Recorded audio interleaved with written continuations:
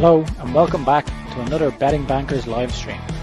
We're here to discuss all things sports gambling related with a focus on soccer, horse racing, NFL and NBA.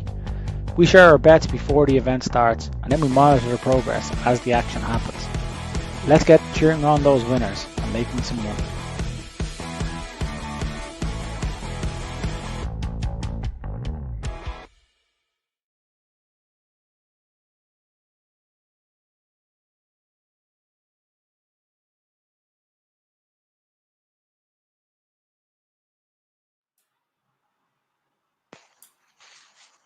Hello and welcome back to another episode of the Betting Bankers, the Sports Rundown Betting Bankers even. How's everybody getting on? Yeah, good LB. Good. How are you? I'm good as well. Buzzing for another night of betting action? Yeah. I think it's a bit better action on tonight than there was last week, wasn't it? It wasn't for sure. The greatest games. Any night that the cash cow is in action is a good night in my book.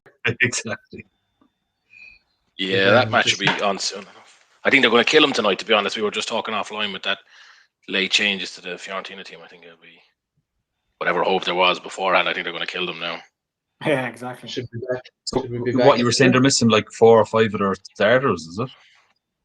Yeah, they have a few suspensions anyway, and then they had a couple of late injuries, and now they've kind of changed the team last minute.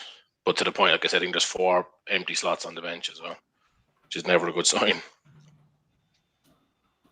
No, but good for people. Like we have them back, don't we? Yeah. So yeah, good for that. You were saying the odds didn't move a whole lot, though, right? From 40 to 70 to 40 to 85. So okay, but not as much as I would have thought they would have. Happy with. Has it opened up any other bets? Have you looked at anything else? I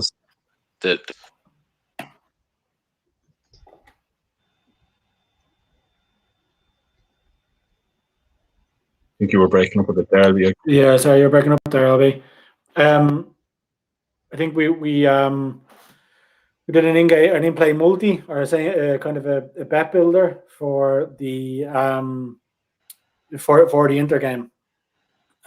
So it's Lukaku to have 2 shots on target.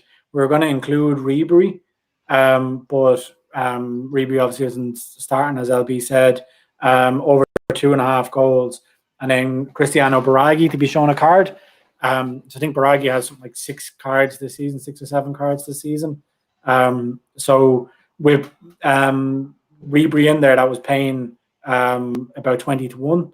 So it'll probably come down to maybe 10, 12 to 1 or something like that. But at least it gives us something to track.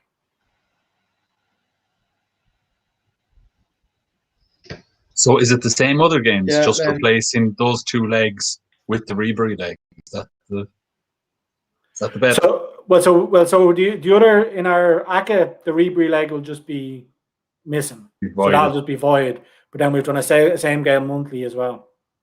Oh, sorry, yeah, the same game for the yeah. So looking forward to it. It should be a good game. It's annoying now that it's an 8:00 kickoff. There's a bit of time to go before it starts. So I'm just watching the Bayern Hertha Berlin game here first.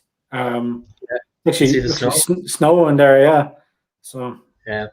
Just so you know, Gary, it's a 7:45 kickoff in the Serie A. Oh, sorry, I thought it was 8. No, it's the English game, the Swansea game. Oh, okay. It's quite late. I think it's 8:15 even. Yeah, it was just missing the cash cow. But yeah, in our combined ACA, we have. So you're going to say something, PK? We have Munich to win and over 2.5 goals. So they're up 1-0 already. It's pushing on toward halftime now. It looks like there's been a ton of shots. I don't know how much of that game you've been watching, but there's been like 7 shots on target, 5 off target in the first half. Pretty decent. Yeah, I haven't seen much, but judging by the stats, Hertha are well in it too. So you'd be hopeful. That's what it looks like, yeah. But if the snow keeps coming down like it is, like the match could even be abandoned. It's a good amount of snow on the pitch and it's falling fairly heavy. So they'd want to have people out at half time, kind of, shifting the snow, like. There was a missed penalty too. Lewandowski missed a penalty after like 15 minutes, I think. Oh my God! How can Lev miss a penalty? Like it shouldn't be possible. I'd be so upset if you'd back goals in that, and then could be home and hose before the weather gets bad. I think the weather always puts you off goals, really, doesn't it? Yeah, definitely. But like I suppose it can go both ways because like the keeper can make a handling mistake and stuff here. But I'm just looking like the players are trying to pass it, and it's kind of the ball's just stopping. Like, so job it could go a bit crash bang wallop, and then you end up getting a free goal. But I think I'd prefer it to be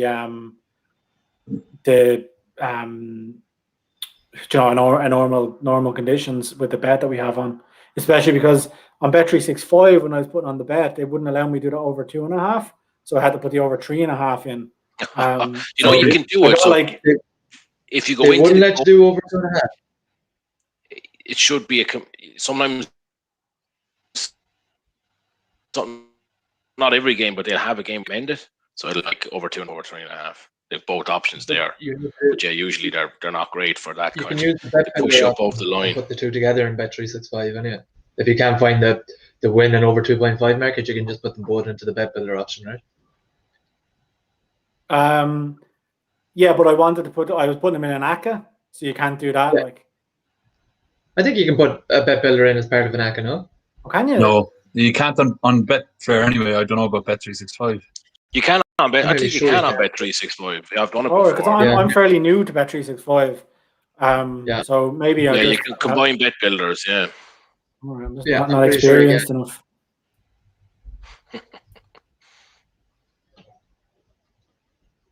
Where have we heard that before? For whoever is curious about the bets that we've put on, we've put in the link in the comments to the ACA that we have talked about there, and that we will continue to talk about for the night here. So you can jump on that link and you'll see it in the background if you want to see what we've done. Did I miss a beat there on what the replacement? We did have Ribery as shot and target, right, at even money. So do we just take Inter instead? Was it? I mean, I'd be happy to put Inter in. I think the ACA itself is probably already, because the Bayern had already scored. I think it's oh yeah. So what? That's the leg in reality. That's just a void leg now. Then so right, we're running as a 4 goals, right? Okay, that's fine. Just checking. But there'll still be a decent price without Bayern, because we've got like, I'd say it's probably still 15-1 without the Bayern leg in there, is it? If you did, because Inter and both teams to score was one that you kind of tipped up LB as being the, Ribery was your main bet, but I think you fancied Inter and both teams to score as well. I said Inter there, it was 21-20. Sorry, 21-10 earlier in the week, but with all those players out and no bench, I'd probably just leave it out, to be quite honest. I mean, I'd take Inter to win now at 1-2 or whatever they are, and I'd probably take them with a combination of goals. So it's probably about 7-5 with over 2.5. I wouldn't be particularly confident having Fiorentina in there to score now, considering the changes they've made. And they'll probably score after 5 minutes because I've said this, but I think if you're doing an accumulator, 75 LB for -1. Inter -1 was 7-5. Yeah, I don't like handicap bets. PK does. No, that's probably not a bad one. Like, I could see them getting absolutely stuffed here. So, but the Fiorentina to score just seems, I don't know where they're going to score from today. And when they have bad days, they have really bad days, Fiorentina. So I'd be inclined to just skip over that. Yeah, I think I might do them -1 myself. Just because of what you said, they don't even have a full bench, so they're likely to get hockeyed here. Yeah. I've never seen any stats on it, but I feel like it can't be a good correlation between teams putting out half full benches and how they perform on the day.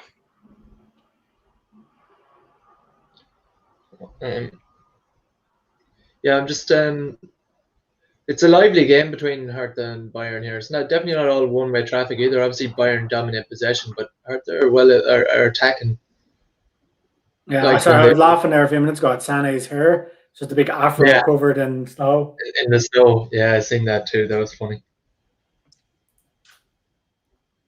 But I think that Hertha are in it from what I've seen. But as I said, for my bet, I kind of need they have a good free kick opportunity here from just outside the box. So I'll be hoping they could sneak an out goal there and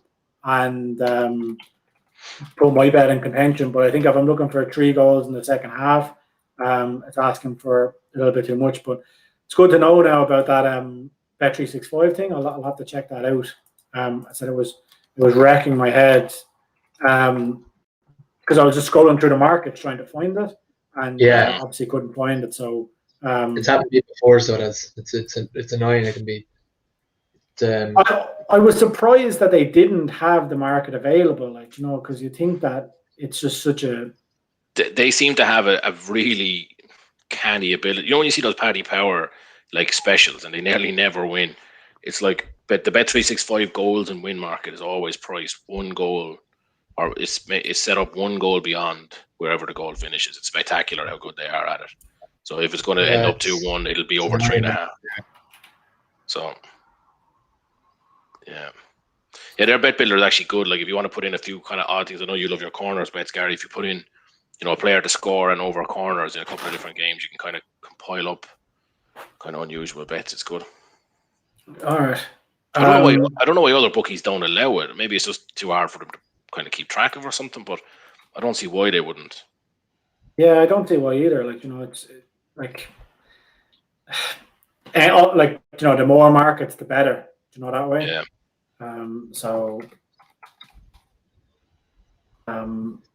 Yeah, no, like I'll have to check it out because there's been times where I've been on Bet365 and I've been looking for markets and I haven't been able to find them, and I've kind of been cursing them.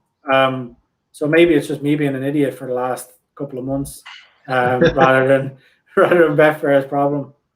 It is an odd way to do it. Like I don't know why the markets aren't there, but yeah, I don't know. Maybe they just don't want people. Maybe their client base don't tend to go for them. I don't know what it is, but yeah, you can definitely do the bet builders. There's probably some pretty good actual, speaking of bet builders and same game multis, this Inter game, like I think Sanchez was nearly 1-2 for a shot on target as well. And he's starting instead of Martinez. I think that's a pretty good price considering, you know, he'd be playing off Lukaku. He'd be getting balls down to him. He actually nearly had a shot there already. So if you combine that with the Inter win and something else, you get a very, very safe kind of 2-1. What odds did you say he was for a shot? Just inside 1-2. Let me check it again. Okay. Oh no, yeah, you're grand. Oh, the market's suspended here anyway while the game kind of warms up. So check it in a minute.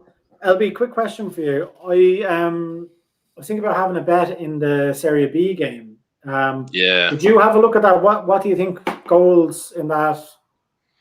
I mean, statistically, we should be staying well clear of goals in Serie B, but it does look like one that has the potential. I think Lecce are 6-10, are they? It's a pretty good price for them. If you look at goals as well, what Ascoli are probably about 3-1. I actually can't remember what price they are. They're pretty big odds. They're kind of hopeless. So yeah, I don't know. You think it's back over 2.5? I'm actually looking at over 1.5 first half goals is 6-4. And you know, teams kind of seem to score a lot. So especially like Ascoli conceded a lot being on 19th place. So that's what you'll be hoping for, is they just get an absolute hiding. Yeah, I mean, I'm gonna do that actually. So yeah, I've just backed it there. So I got rid of the shrapnel on my account. So I hate when I have those odd ones. What are we doing? Are we all starting with 20 quid here and seeing who can come out on top by the end of the show? Yeah, we'll do that. So that's my first bet anyway. Is over 1.5 first half goals in Lecce versus Ascoli. So 6-4. So I've actually bold that you're not going to get like that. You could be gone by half time. There's no rebuys. Are you putting your full bank on? Are you? Yeah, 20 pays 50. Jesus, here's me. I threw a tenner there on White Star Women versus Ghent Women at 1-2. I was feeling bold. 1-2. But hold on, they're if that's 6-4, because you backed them. You said that's 6-4. That two things. That's 6-4 for over 1.5 first half goals. Nice. I've gotten another goal in that Belgian game that had a goal after 2 minutes in the first half, over 1/5, 4-7. So in action. It's not bad, PK. It's not bad. I think we need to make a rule as well that we can't copy each other's bets because we'll end up. I'd be straight on top of the who's this boy? Is it Gnabry? Someone just missed a very good chance for Bayern here. Yeah, I'm just looking at it here, and the amount of times that like the tackles that went in on Sane, like he could have went down at any one of those. Like, Yeah, could have gone down. it was a difficult enough chance the way the ball was bouncing, though. Oh, So he you could have find taken out a away. touch. He had so He much probably time. could have, yeah. It's ridiculous. Like, Fiorentina are actually playing quite well here. Could you believe that Inter nearly scored after 1 minute, and now it is pretty much off Fiorentina. So maybe your both teams to score, but if you got it on in time, might actually be all right.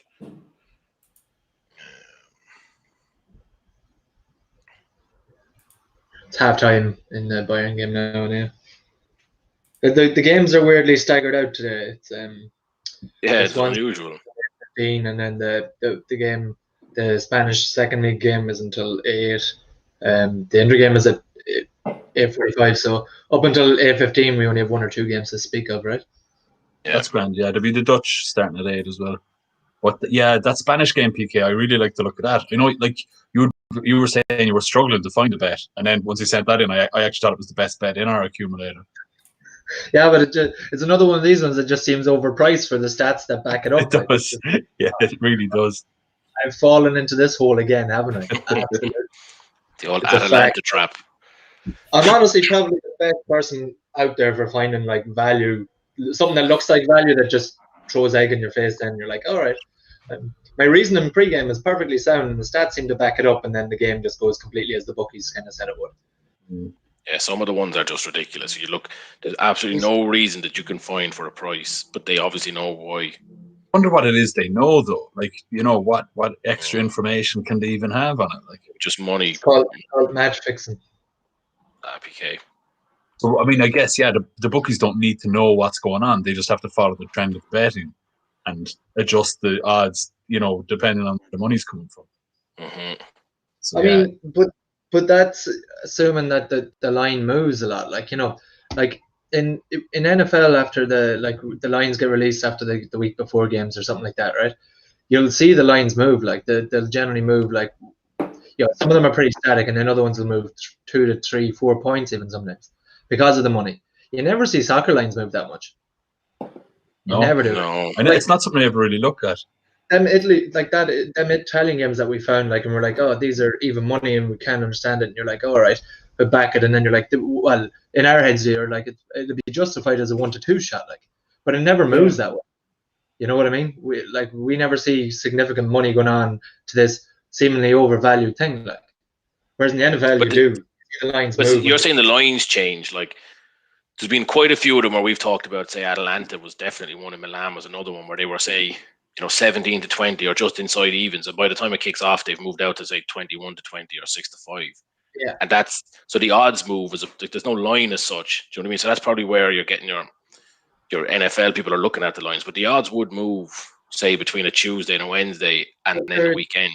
It's exactly the same thing. Like you're talking about the spread moving, it's the same thing. It's a win. It's a win bet. Like, you know, it's the amount of money that's going on. When I said, I'm saying it does happen. Like it does change.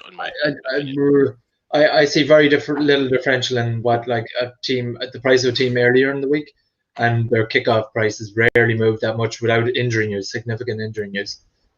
So like them overvalued ones, we think like, oh geez, surely some other punters will find this, and then more money obviously goes on the value side of it. But that's not what happens. That's not what I think anyway. I don't know whether a specific injury means as much in football though as it does in NFL. Like in the NFL, you know, if you lose your starting linebacker or something like that, it's a massive difference. Whereas I know that, but even outside of that, Gary, like just general wagered money moves lines in NFL. Like even just games where there's no significant news. Whereas it just doesn't seem to happen in soccer as much. It really doesn't. I think there's a lot more form to soccer as well. Like, you know, like the NFL teams they're playing far less games. There's much more change week to week between them. You know, you kind of know, like, excuse me, like certain teams, the odds won't move. United are missing a player against, you know, Wolves, say Fulham. Like they'd have to be missing a serious amount of players before the outcome of that game is going to change. So I don't know. I think the close games when there's a team priced, you know, just above or just below evens, they do, in my opinion, tend to change quite a bit between early in the week and the weekend. But then after that, I don't think football games have as much kind of like it's not as, it doesn't have to be as accurate as a spread line is my take on it. So like you can kind of let. I suppose my point is like for them ones, why in the likes of them ones, why doesn't more like just general punter money come for them ones that seem to be absolute value there's nothing happens that forces the bookies to move their lines because they're not, because they have it set. It's as if they know something. Like that's my point. Like I just don't. I suppose I just don't see why, like, where the price comes from and then how it stays so static. Like there's just too like. Where are you seeing that the price isn't moving on the football? Yeah, I disagree. I do think they move early. Like, huh? Like I know you can see the history of the betting on Betfair, can't you? Yeah, you can check up a few of them, but I don't think that they move significantly at all in soccer. From even in like the prices you can get them like 4 or 5 days before, like, you know, sometimes, and that between that and kickoff, I tend to think the money doesn't move them that much at all. I don't know. Maybe that's. I don't know. I haven't. To be quite honest, it's not something that I've really. It's not something I've noticed or focused on. So maybe it's something that we can look at over the next couple of weeks and then have a chat on it, because as I said, I'm just not educated on it. So I know there's another thing that I just kind of thought of there, and it's that I was reading, I don't know, in the last couple of months that, you know, European bookies and American bookies, like the American bookies have a far, far less balanced book than the ones here. The ones here will generally have every option covered. That's not really the case in America. Loads of them will basically take a position on a game. So there's probably more inclination to change that. So if your book is balanced, you probably just keep the prices, trying to get people onto Fiorentina for whatever reason. Where if the bookies in America have decided, right, we think, you know, the Bucks are going to win and we're happy to do that, but then they get way overexposed, they might then move that line to cover themselves a bit. Yeah, and I think there is a lot more tribalism in the States as well around, like we spoke about before, you know, if you're in Alabama and there's an Alabama, like, you know, college football game on, you're backing Alabama, no matter whether their spread is 10 points or 100 points, you're backing them, like, you know. So I do agree that some of that is, and they're not able to kind of lay it off across state lines either. So yeah, some of that their playoffs, so it's kind of different. Yeah, it's a very different structure to it. Yeah. As you said, LB, as long as they have their 10% or whatever built in, they don't care, like, you know, over here. Whereas they probably do have a lot more of a liability in the States. Yeah. Who's just giving out there? I was just looking at another in-play bet. Jesus, Ajax women were absolutely dominating. It's like 67 minutes, and they were just up to 4-6 to win. It was 1-1 at the time, like, so they were obviously massive favourites at kickoff. They had 16 shots with 10 on target. The home team, Heerenveen, had 1 shot on target and a goal. So like they were all over them, but it was 1-1. And just as I was going to say, going in, yeah, bang, goal. So it wasn't even one of those ones where you're placing your bet on Betfair and it goes suspended as it's, you know, as it's loading. I just landed on at 365, looked at the stats for 2 seconds, and goal went in. Yeah, it's amazing how often you stumble into those. Are you like how we all do, you know? No, I know what you mean. Yeah. This match is all Fiorentina, by the way. It's ridiculous. I'm actually annoyed because I have to watch it on like the Bet365 mini screen because I linked my Premier Sports to my Sky and I won't let me stream it while it's on Sky. So missing out. Yeah, I had Premier Sports before just on its own, not through Sky, and it worked very well. But maybe if you're trying to plug it into your TV, you'd want it done up all right. But yeah, it's a good service usually. So yeah, it's annoying. It won't let me in. So I said I have to watch it on a little mini box here. So it's kind of hard to see. But yeah, fingers crossed. You could do with a goal soon. I'm watching the second half of the halftime highlights of the Bayern Hertha game here, and there's a lot of chances, a lot of good saves, and a lot of scuff chances, and then the goal was a complete fluke. That's so often the case as well. We see that like Neuer nearly threw it into his net as well. So given me a bit of renewed hope for the second half. Yeah, there's watching these highlights makes me think that there could be any amount of goals in the second half, hopefully. I actually really like that stadium in Berlin. Have you any in-play bet going? I'll be no, I've got it. I've got my same game multi on the Bayern game. I'm just going to leave it. Albi's going to keep his 20 quid to the end of the stream, and then just be like, "Oh, I didn't make any profit, but I didn't make a loss either." Exactly. Bet on. I think we've been through this one before, lads, haven't we? Yeah. I don't know if I put it in the group, and this is going to sound really bad, but I was going to say that Barella would have been my next choice for a shot on target at 13-8. I'm actually pretty sure I didn't type that out. We just had one there, so that would have been a nice one. I didn't get it in myself, but yeah, 13-8, handy, and really, really bad after timing on my part. So that is bad. Not having a bet and after timing. Kick him out. Yeah. Is that the worst type of after timing, or is it a more reasonable one where you don't actually have to bet yourself? It has to be more reasonable because it's just like because you're not gloating about winning. It's just kind of saying it was a missed opportunity. Yeah, I don't know. It's kind of both as bad as each other in my book now, to be honest. But my logic was actually that Inter were going to kill them, and I think Barella just had, he's likely to have a shot. He had a shot, and they've done basically nothing else. So my read was completely wrong, even though it's that leg is bet is looking pretty good. Still no more goals in Belgium in either of the women's game that I backed and the men's game that you backed, PK. Yeah, there seems to be quite a few. There's like 5 shots after 15 minutes or something in my game, though. So, like, I'd still be hopeful. Mind you, I do remember it was last week that Belgian game let me down too. So I think I put too much faith in them to score goals. But you backed the second goal, or did you back 2 at kickoff, PK? No, I backed the second one after the first one went in. All right. They had 2 shots. It was a risky move, I think. 3 minutes or something. So I just said, yeah, it's always hard to call that.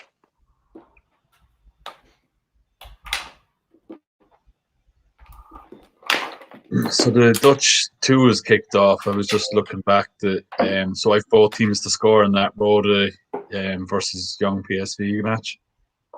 I think the stats really back that one up as well. Both teams to score, and that was in our ACA, isn't it? Yeah, that's in our ACA. Yeah, so I'm just going to keep an eye on that one. If it does get off to a lively start, I might get on it for the first half goal there as part of my own roller. So you've got a tenner on already in the women, and then you have a tenner just left that you're going to invest elsewhere, is it? Yeah, so I just didn't want to commit too early my full bank. You might have Gary on it. I thought it was all or nothing. Oh well. Yeah, I kind of regretted afterwards that I didn't go all or nothing, but the fact that there hasn't been a goal yet, I'm kind of glad. But I think if I do win this one, I will start just rolling the whole lot. Had that, you never want to just go down in your first bet, like just down to 0 after half an hour of the show. Yeah, don't be rubbing it in, Slats, please. Did your bet win, Slats? Did I miss that? No, it hasn't. It hasn't come in. I'm only rubbing it in about the fact that I only have a tenner on my losing bet, whereas the 2 lads that they're 20 on their league. Fiorentina should have just had a ball cleared off the line. Like, they should absolutely be 1-0 up here. This is mental. I wonder, sometimes when you see a team and it's like, backs against the wall kind of thing, they're just playing out of their absolute skin to prove a point or something. Yeah, I think Inter are slow starters as well, though. There's been a few games this season where I've seen them go down like a goal or 2 and then come back. Like, I remember one time they were like 2-0 down with probably 25 minutes to go and came back and won something like 4 or 5-2. Like, Lukaku was involved in that as well, wasn't he? If they went down here, I'd probably lump on them, to be honest. But I'm gonna wait it out anyway. I've got enough stuff involving them, so. There hasn't been any bookings yet, no? Or Mike Baraghi hasn't got in for a booking? No. Been 2 corners, though. Do you need corners as well? I talked about backing corners myself, so I've got a big same game multi that involves corners, and they're actually opening Fiorentina corners as well, which again is good, but not how I expected the match to pan out. While you're speaking of corners, and just so I'm not after time in 10 minutes time, And if the lads want to get on it as well, I did a 40-1 bet builder for Swansea Norwich. So Sure thing. like over 10.5 corners, I've done as the first leg. If you look back through the games of both Swansea and Norwich, like over the last kind of probably 10 games, just been 5 or 6 of each of their games where they've got up to like 13 or 14 corners. So they've usually really exceed 8 or 9, break 10, but they have been up in like the mid to high teens on occasions as well. So they're 2 attacking teams. I think the corners is a good bet. And then I've gone for 2 cards. So Buendia from Norwich to be carded. So he has 2 red cards this season, which is the most of any player in the championship. And Andre Ayew off Swansea, I have him to be booked. Even though he's a striker, I think he has 5 red or 5 yellow cards this season, and that's in the top 20 of all the players in the championship. So the 2 of them obviously like to play a tackle and get booked. So that treble pays 40-1. So I said gives you something to cheer on in the game. That's on the screen there now for viewers as well. So, sorry, go ahead, Slats. If they get a red card, like a straight red, do you miss out on them getting booked then? No, because that's in the book. Like the red card's in the book. Okay, so it's any card basically. So it's not. It's just booked. It's not specific. Yeah. No, some of the bookies actually say it's to get carded.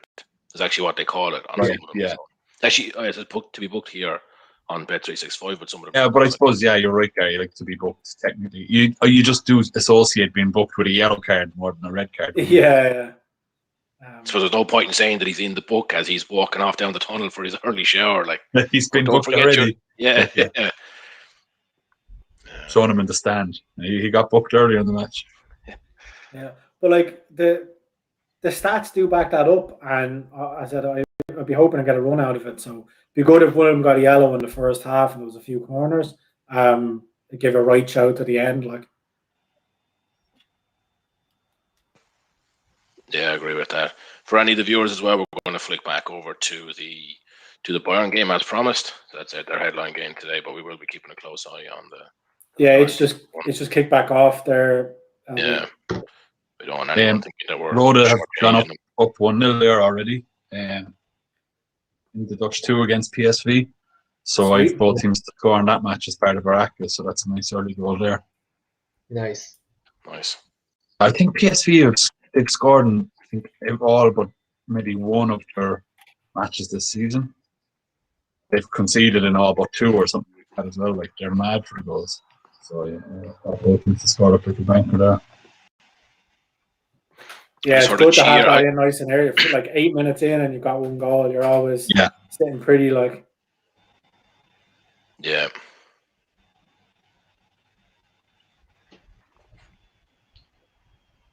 Hertha are in this game though against Bayern. Like they're a good corner there.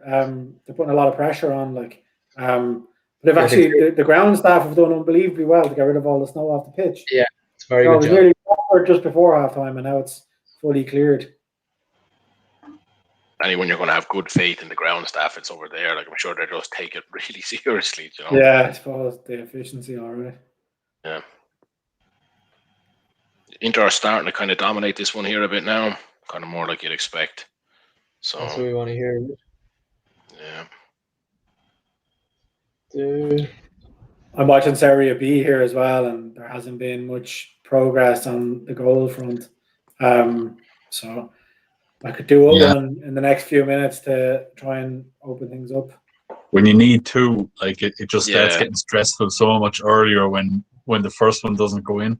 When you start getting up to like 20 minutes, 25 minutes, and there's nothing, you're like, you'd be comfortable out if you just needed the one, but the chances of 2 just start fading. Yeah, 1 goal you can sit there at least into the mid-30s. Like it's still, you don't feel like an idiot for hoping, but like 2 goals, you kind of feel like there's no way this is actually going to be coming in now.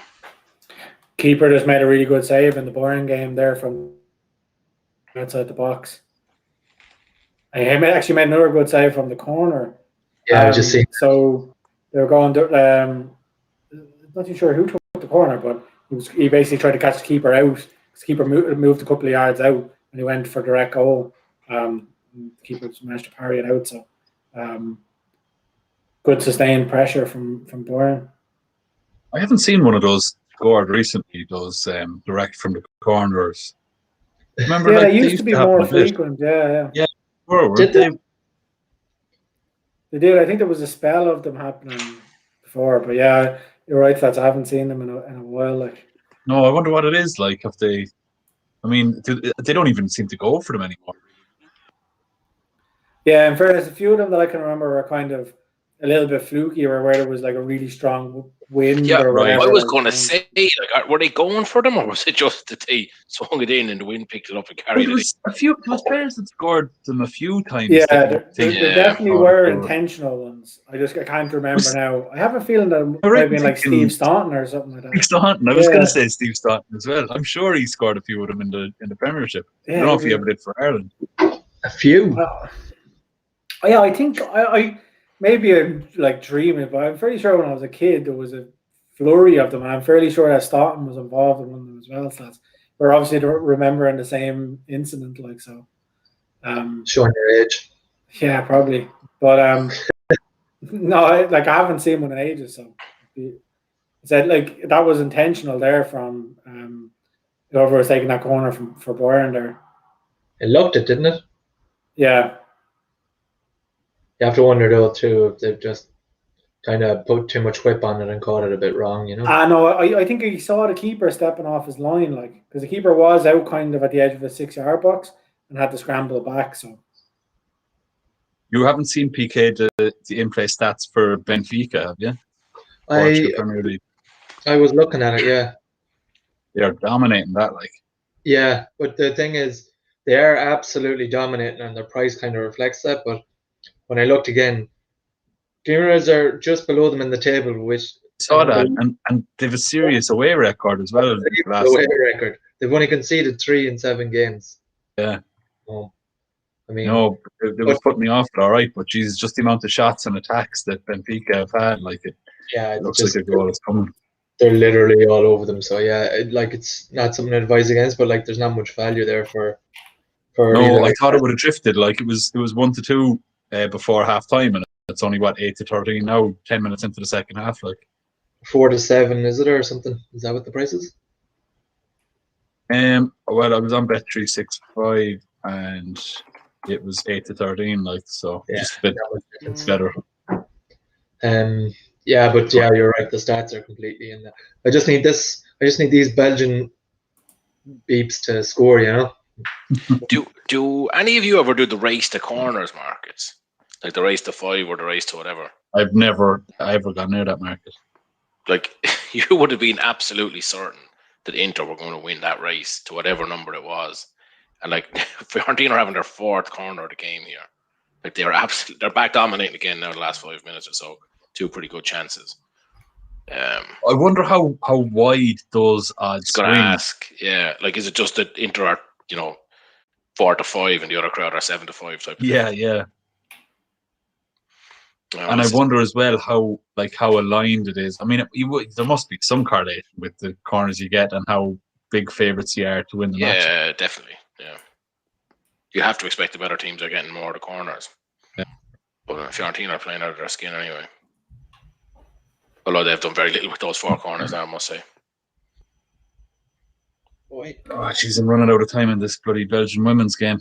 What is with these things? We just keep lacking goals. Like it's just like you're expecting teams to do something and there's just nothing. What's the time in your Belgian match, PK? Half an hour gone. That's a bit of time left. You'll be glad to know, Gary, for your one, by the way, every time Inter get forward, they just get hacked down. So your yellow card is certainly still on the table. Yeah, like I said, I'm kind of watching it here. I'm trying to watch.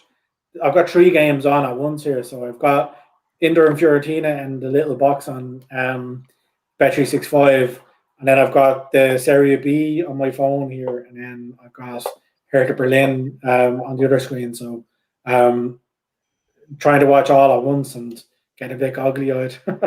Yeah, it's you get the information overload sometimes. You just completely don't get to see. Yeah, but like I think in the Serie B, like I can't see there not being a goal in the first half. Probably come back to point me now. Obviously, I need 2 for my bet, but it's been end to end. And I thought before the match, like looking at the league table and things like that, it'd be all Lecce, but Ascoli are actually, they're in the game and they've had a few attacks as well. So I said if anybody is thinking about having an in-play bet over half a goal in the first half, I'm not too sure the price at the minute, but wouldn't be a bad bet. Yeah. Well, maybe while the matches are a bit quiet, Gary, maybe you want to give us a quick run through of the Friday ACA that you did, or have you done that already? Did I miss that? No, like the Friday, I'll just like kind of reinstate it now or restate it. So we have Inter on both teams to score. Mm-hmm. Swansea to win. So Swansea are home to Norwich. Swansea are in pretty good form. So we have those to win at home. They're 2-1. Mallorca to win away to Albacete. Bayern and over 3.5 I have, but over 2.5 was the recommendation. And then both teams to score in the Roda JC and PSV game.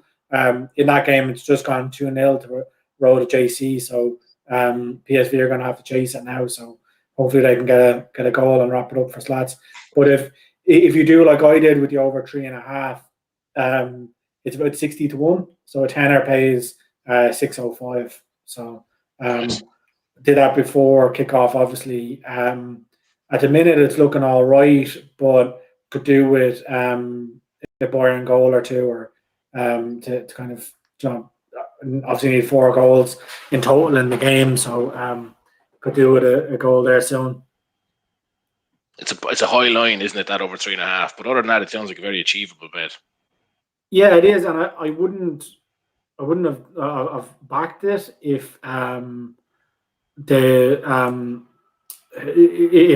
I had known I could do the 2.5. But our recommended bet was the 2.5, wasn't it? You just went for the 3.5. Yeah, because that was what was offered. Yeah.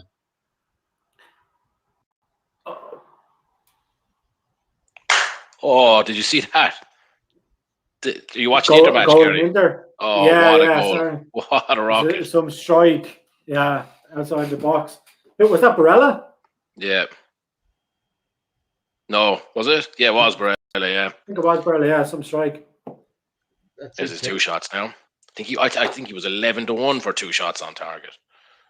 That is an absolute rocket. Oh my god.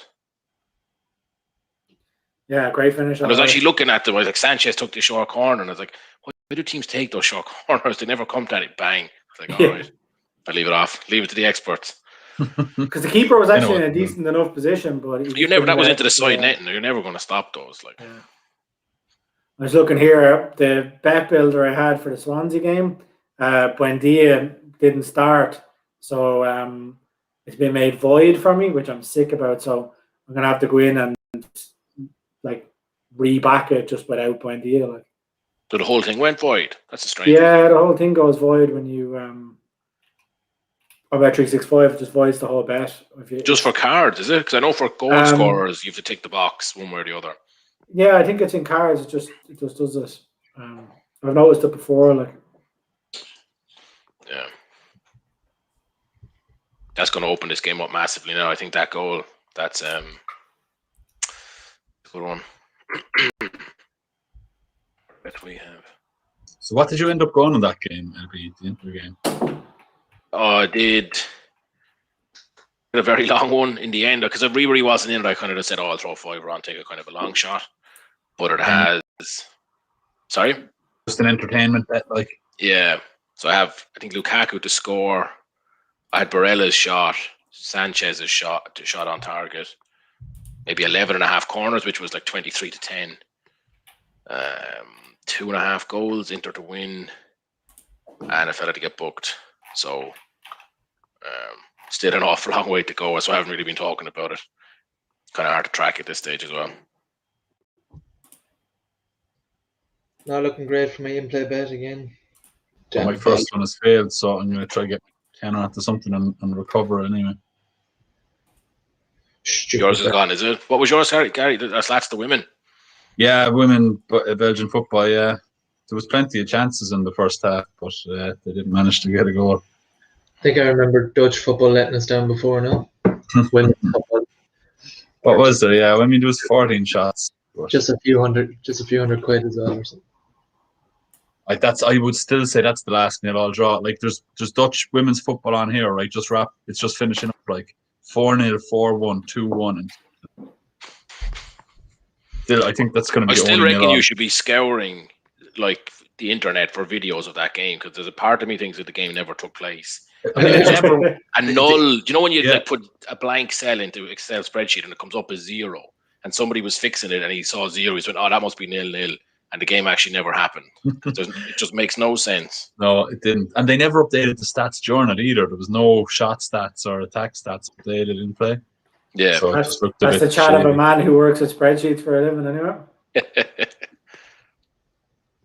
Right, I think I'm going to get on that other Dutch game for a first half goal. I was just looking at it, yeah.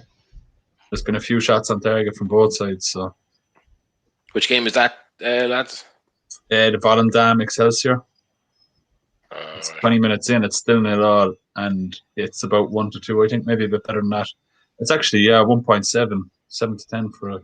Oh, that's really good. Half goal. So I'm jumping on that, and trying to recover. And how is I might double that up with your Becker. I might do 1 goal in the Serie B. How's that looking? Yeah, like it's still end to end. Lecce have had a few corners, a few kind of pot shots from outside the box, and then Ascoli are kind of hitting them on the counter attack. So it's still fairly open. As I said, I'm in a risky position, needing 2, but I can see there being 1 in the first half anyway. What price? Do you know what price it is, Avi? 3-4 for a first half goal in that, and 8-13 in the Dutch one that the lads are looking at. I'm going to double that up. It's what is it? Nearly 2-1. So I'm going to throw that up. The 3-1 or 3-4 is very fair. I said I'd be surprised, disappointed if there wasn't a goal. Not to be honest. It's gone suspended, so I think it's happened.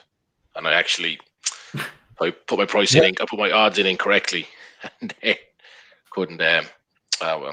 Cool. I'm watching here on the bookie side. Classic LB trying to place it in. It's actually a really, really good goal. A good header. So that's good now. What an absolute sickener! I was just playing around with it in my bet slip, and I didn't do it. Oh God! I'm actually I'm done. That's great for your 64 though, Gary. Like plenty of time left for another. Yeah. But that's right. It's actually perfect because when I looked at the clock after, like the goal wasn't scored at this time, but when I looked down at it, it was 22:30. So like exactly halfway through the first half, there was a goal. Yeah, no, like it's nice now.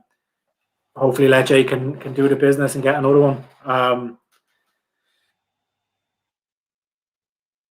They will, like, and not to get ahead of myself, but they'll pay me out straight away on that, won't they? I won't have to wait till the end of the 90 minutes. So yeah, no, they'll pay you out. No, they better half time potentially. They'll wait till then, like reinvest my profits. Yeah, those like if you do first half goal, it's usually okay, but if you do other first half markets, sometimes they're kind of slow to pay. What's that on Bet365? Is it?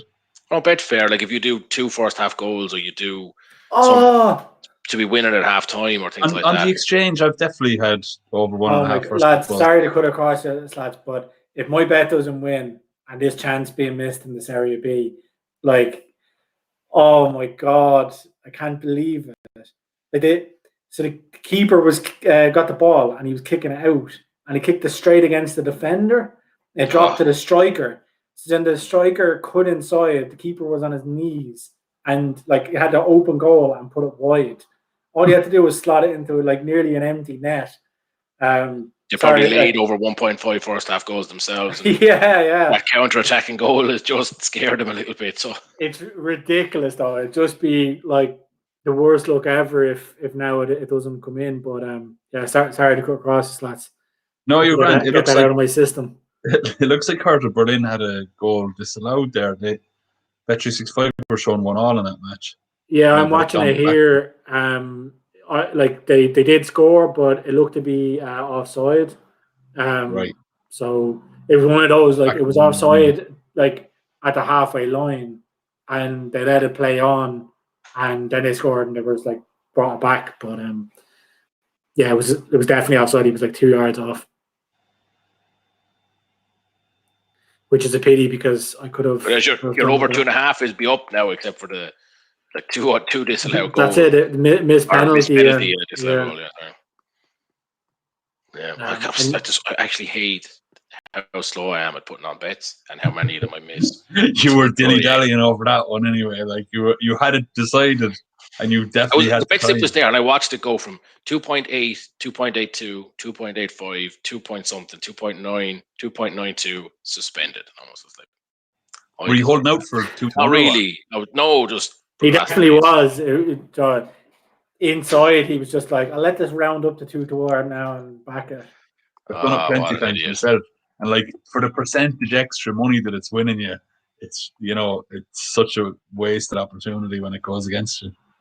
I think it was more of a hesitation of just like, I'm not watching those matches. It's just, you put the bet on, I'm going to put the bet on. And sometimes I just think, right, I feel like a bit of a mug if I do that, it doesn't win. So I was just kind of looking at it, hoping for a bit of inspiration. But then, well, I'll tell you now, the Dutch game is heading toward the money for a first half goal. So, I mean, if you wanted, you could still get in that. And I have to say, like, again, given how Lecce are playing like they're behind and they need to like score 2 goals to stay up in the league or something like that. Like, not that they're ahead against the team that are 19th in the division. They're just absolutely like going gung-ho attack. So I can see I can see them scoring again. Oh shit, is there going to be a red card here? Please don't be a red card. It just wrecks the match. There's definitely stay 1-0 till half time at least if it's a red card now. Yeah, it's definitely a yellow and a free kick in a dangerous enough position. But I think the ref the ref gave a yellow, but then I don't know whether he gave a yellow for dissent as well. I'm trying to see it here. No, I think they've got away with it. So it was just a booking. But yeah, Lecce are on top here anyway. So there was a goal in PK's game, by the way. He was a second goal in Belgium. Oh, really? Yeah. I threw a fiver on that myself just about while I was waiting for the other one, and I just saw I got a fiver back in my account. I didn't know where it came from. So that's actually not a bad shout from PK. Or after time from LB, I think. Yeah, that's what I was going to say, yeah. Getting out of hand. That other one is evens now, your one, Slats. I won't do that. Oh, goal! Nice. Ascoli, boom. Lovely. Get in there. 4. That's handy coming in before the half hour mark. Yeah, 6-4. Go on. All right. So that's so nice to get that, like, because it could feel like a risky bet, but you actually nailed it. Yeah, and like I said, I don't know why Lecce were so gung ho, but it looked like a screamer as well. I only caught it because I was watching the Hertha Berlin game, and I only caught it out of the corner of my eye. So I'm trying to see a replay here. Was a really bad defense or a really bad midfield play, but a great finish by the striker. So yeah, that's money in the bank anyway. So happy with that. I have to go now and see where I'll reinvest it. I think for the roller, for the nightly roller, like I never started PK. His leg won, Slats' first one lost, and now you've got 6-4 by half time. So I think you are clearly going to win that unless someone starts getting. I would say you're ahead of the three of us combined at this stage. Yeah, but like in the driving seat, but like definitely not. You're 2-7 to win it, man. 2-7. I just checked the exchange there. Yeah. When you're talking to an absolute pultaholic here, so. What? There is still a significant chance that you'll be at 0 by the end of the night. Yeah.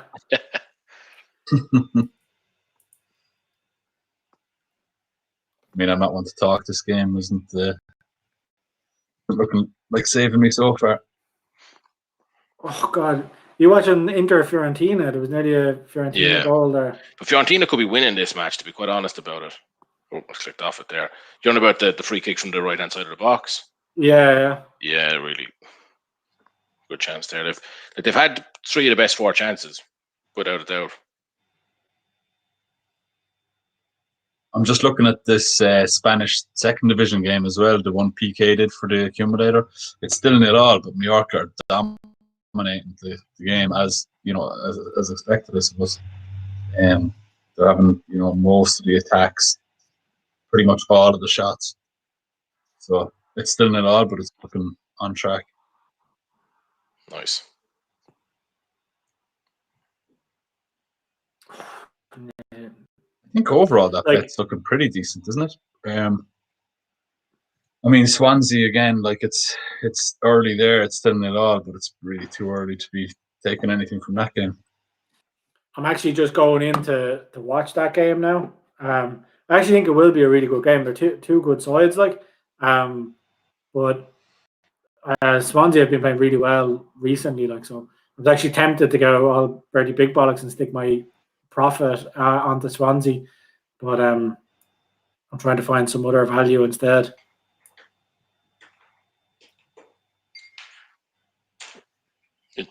What price are Swansea? 17 to 10. Is that what you said? So they're 13 to 8 now. Yeah, maybe if you get another win and then they're hopefully still 0-0, they might drift. Oh, there's a good chance there for Inter. Nothing.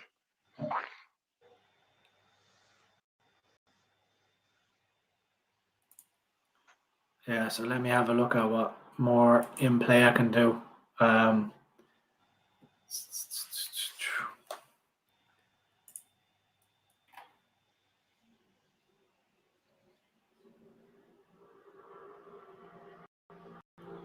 The value is all gone in Serie B anyway. Looking at it here, over 3.5 in that game is 8 to 15.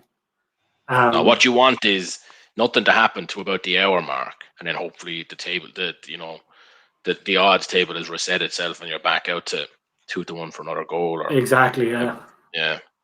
I still think another goal in that Munich game seems likely. I mean, maybe it's one to avoid given the disallowed goal and missed penalty, but both sides have had so many chances. I feel like if Hertha don't equalise, Munich will go on to score, to wrap it up anyway. Lukaku just missed an absolute sitter, like a great ball into the box. So I say, I assume that side was for the cash cow. Yeah, because actually I double checked my bet there, and I've got him to have 2 shots on target and a goal, and that would have taken 2/3 of those out of it there. But that's a strange one. I would have fully expected that to have it a much lower combined odds. Like I was saying, 5 to 6 for 2 shots on target and 5 to 6 for a goal, and you combine the two of them, it was 5 to 2. No, I corrected you on that. You were wrong. It was 6 to 4. Was it? Yeah. I said it to you after you had said the 5 to 2. Yeah. Where did you see? You checked it yourself? I went in and did it. Yeah, I combined the two of them. Yeah, because I must have seen it wrong before that. I mean, I saw it incorrectly, not that it was incorrect. No, I know. But I mean, it did seem too good to be true. Because obviously, if he got a goal, then all he needs is one more shot on target. Yeah. I do think that Lukaku has drifted out to a very, very attractive price. Like he's 7 to 4 anytime. But after that chance there, that was a great chance. It was shameful to miss it. Yeah, but he's going to get another chance or two in the second. The only thing is if you get subbed off, but while they're only 1 ahead, I don't think they'll sub him. No, they won't. The rest of the midweek, it's very unlikely. I think the biggest risk now in your bet is that Biraghi won't get booked. Just it seems, they're always kind of hard to predict the booking. So. Yeah, so how is that bet going? How's the shots on target looking? None for Lukaku, 2 off target. Ribery obviously void. One goal for your 2.5 goals, and then Biraghi not booked, so pretty poor. Yeah, still a lot to go there. Thought the way you said that it was looking more in my head. I knew that it was a long shot, but when you said that, I was like, "Oh, geez, it must be close." No. Mine is looking a little bit better. That's corners, and there was a load of corners, and then Barella and his is in. But I also have a lot of the similar legs to the short one, and it's not looking great. I mean, they're all easily a Lukaku goal will get one of the shots, will get the over 2.5. You know what I mean? So it's not a million miles away, but for a half that was as active as that, there wasn't really the right players involved. Yeah. The over 3.5 in the Bayern game has gone to 10-1, so I think I can kiss that goodbye. But I was tempted, or I am tempted, 13-10 for under 1.5 goals. And this game has kind of gone a bit stale. So I think I'm going to reinvest some of my profit in that. So I'm just going to go a tenner. Gary, no? No, not on a 13-10 shot, especially when it's a negative. You can't bank on an under, like it's just a killer. So a tenner on to win 23. So my bank will be up to 63 if they win, or if there's no more goals. Sorry. So there's 16 minutes left in that game. Bit of a negative one. So for everybody watching, get the books out, have a snooze. I wonder where you were going with that. It's like, yeah, well, you get the books out and write it down. The negative Gary strikes again. Yeah, I didn't really know where I was going there myself, so I had to say something. The Dutch match is drifting into that dreaded last 10 minutes, lads. Oh, I noticed. Yeah. My second of my tenors. And there hasn't been a shot in target now in a while. Like they were plugging away with their shots there for the first 20 or 25 minutes, but there hasn't been anything really now. No. I picked the wrong one to copy on anyway. You went for it. You didn't actually. I did it. It was evens. I said I was going in. Oh, really? Yeah. Yeah. Not that I'm proud of it or anything now, but 13-2 I could get. 13-2 now, is it? Oh, sorry, I looked at completely the wrong market. I was looking at under 0.5 goals total. 11-5 for a first half goal. Yeah, I mean that's not. It kind of, when you see those odds, it kind of gives you a bit of hope. You're like, 11-5 is still pretty reasonable. Like, also to keep you alive for a while. Yeah. Yeah. You put your full 20 on it, or no? I just threw a tenner. The tenner that I won on the other bet that I after time, so I won't say again. But I didn't start this competition with you, so I was all over the place. So I don't know if I can include it in what you have. But if I get really far ahead, I might start. I would say when we're calculating our profit at the end of the night or whatever to see who did best, I don't think we can be including in the after time or in that. No, well, in fairness, it was a fiver, so it's not a big part of it. Oh, I won this 250 quid same game multi that I forgot to mention. Yeah, nobody likes an after time, you know.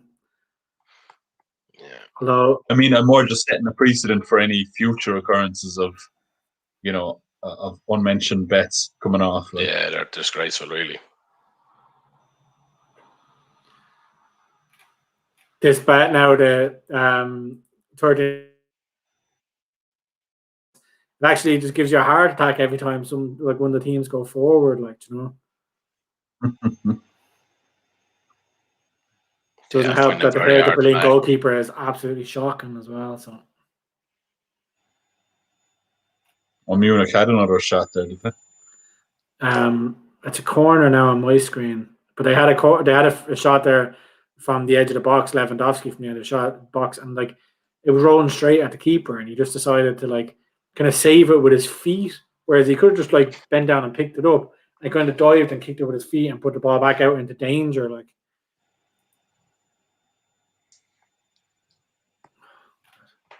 The stress it is. How long is left? It's a horrible feeling. 13 minutes. It's only 3 minutes gone. It seems like fucking forever. I feel like Bayern probably win 1-0 about once or twice a season as well. Yeah. I think if you are back in the unders, if you have the cushion of a goal, say if you had done under 2.5, and then as the time goes on, you've less to worry about, because even if one goes in and there's 5 minutes on the clock, you're still kind of pretty safe. Yeah, it's like rugby bet we talked about. It's 0.5. There's no room for maneuver. It's just a fluke and you're done. Yeah, and when I was watching the game, it was kind of just tippy tappy around midfield, and it looked like both teams are kind of settling for the result. And since then, it's just been like end to end, and like Bayern have gone into overdrive. Just all like Muller popping up looking for shots from everywhere. Like, so it's gonna be a sweat to get it home. Are we allowed like trade in and trade out? Because like I can trade out for a 23-cent profit here. So you're definitely allowed cash out. Yeah. Of course, keep that that in mind for a women's couple of game minutes time. had a goal in the 47th minute, like the second minute of the second half. Which game? Oh, Jesus. The one the women's Belgian game that I backed the first half goal. Oh, classic. Yeah, it's amazing how often that happens. We've talked about it before that if you fancy a first half goal and they don't come, like it seems like a really good strategy to double up at half time. Yeah. Like, if I do get by this Bayern game, the 23 quid is going on Lukaku at 15-8. Can't let that price for anytime goal scorer. Can't let that price go. So I'll probably still back it anyway, but I'm hoping to be able to do it with a profit rather than reinvest in some of the other bank. What are you saying? It's 2-1 from anytime goal scorer, is it? It is 15-8 anytime. That's nice.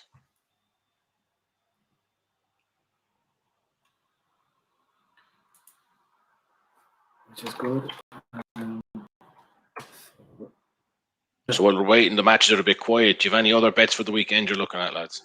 We'll exclude the NFL. I think there might be a special show for that. But aside from the American football, is there anything? Yeah, so I have an ACA, and it's posted up on like the kind of full reasoning behind it is posted up on sportsrundown.com. If anybody wants to check that out, but it's a fourfold. Actually, in a way, fourfold. Which I wasn't intending to do, but it just worked out that way when I looked at them individually. So Charlton away to Rochdale. Like Charlton are in the hunt for promotion. Rochdale are down the bottom fighting relegation.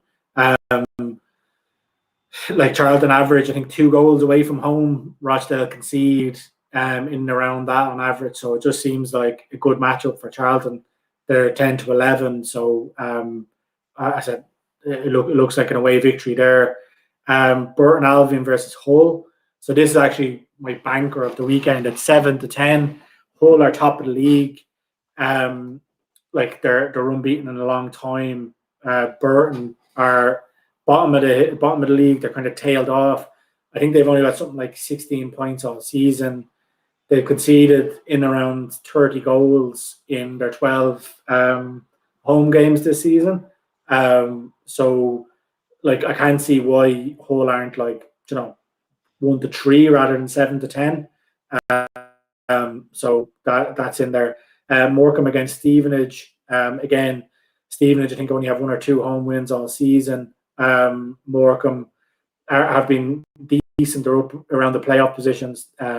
They've been decent away from home.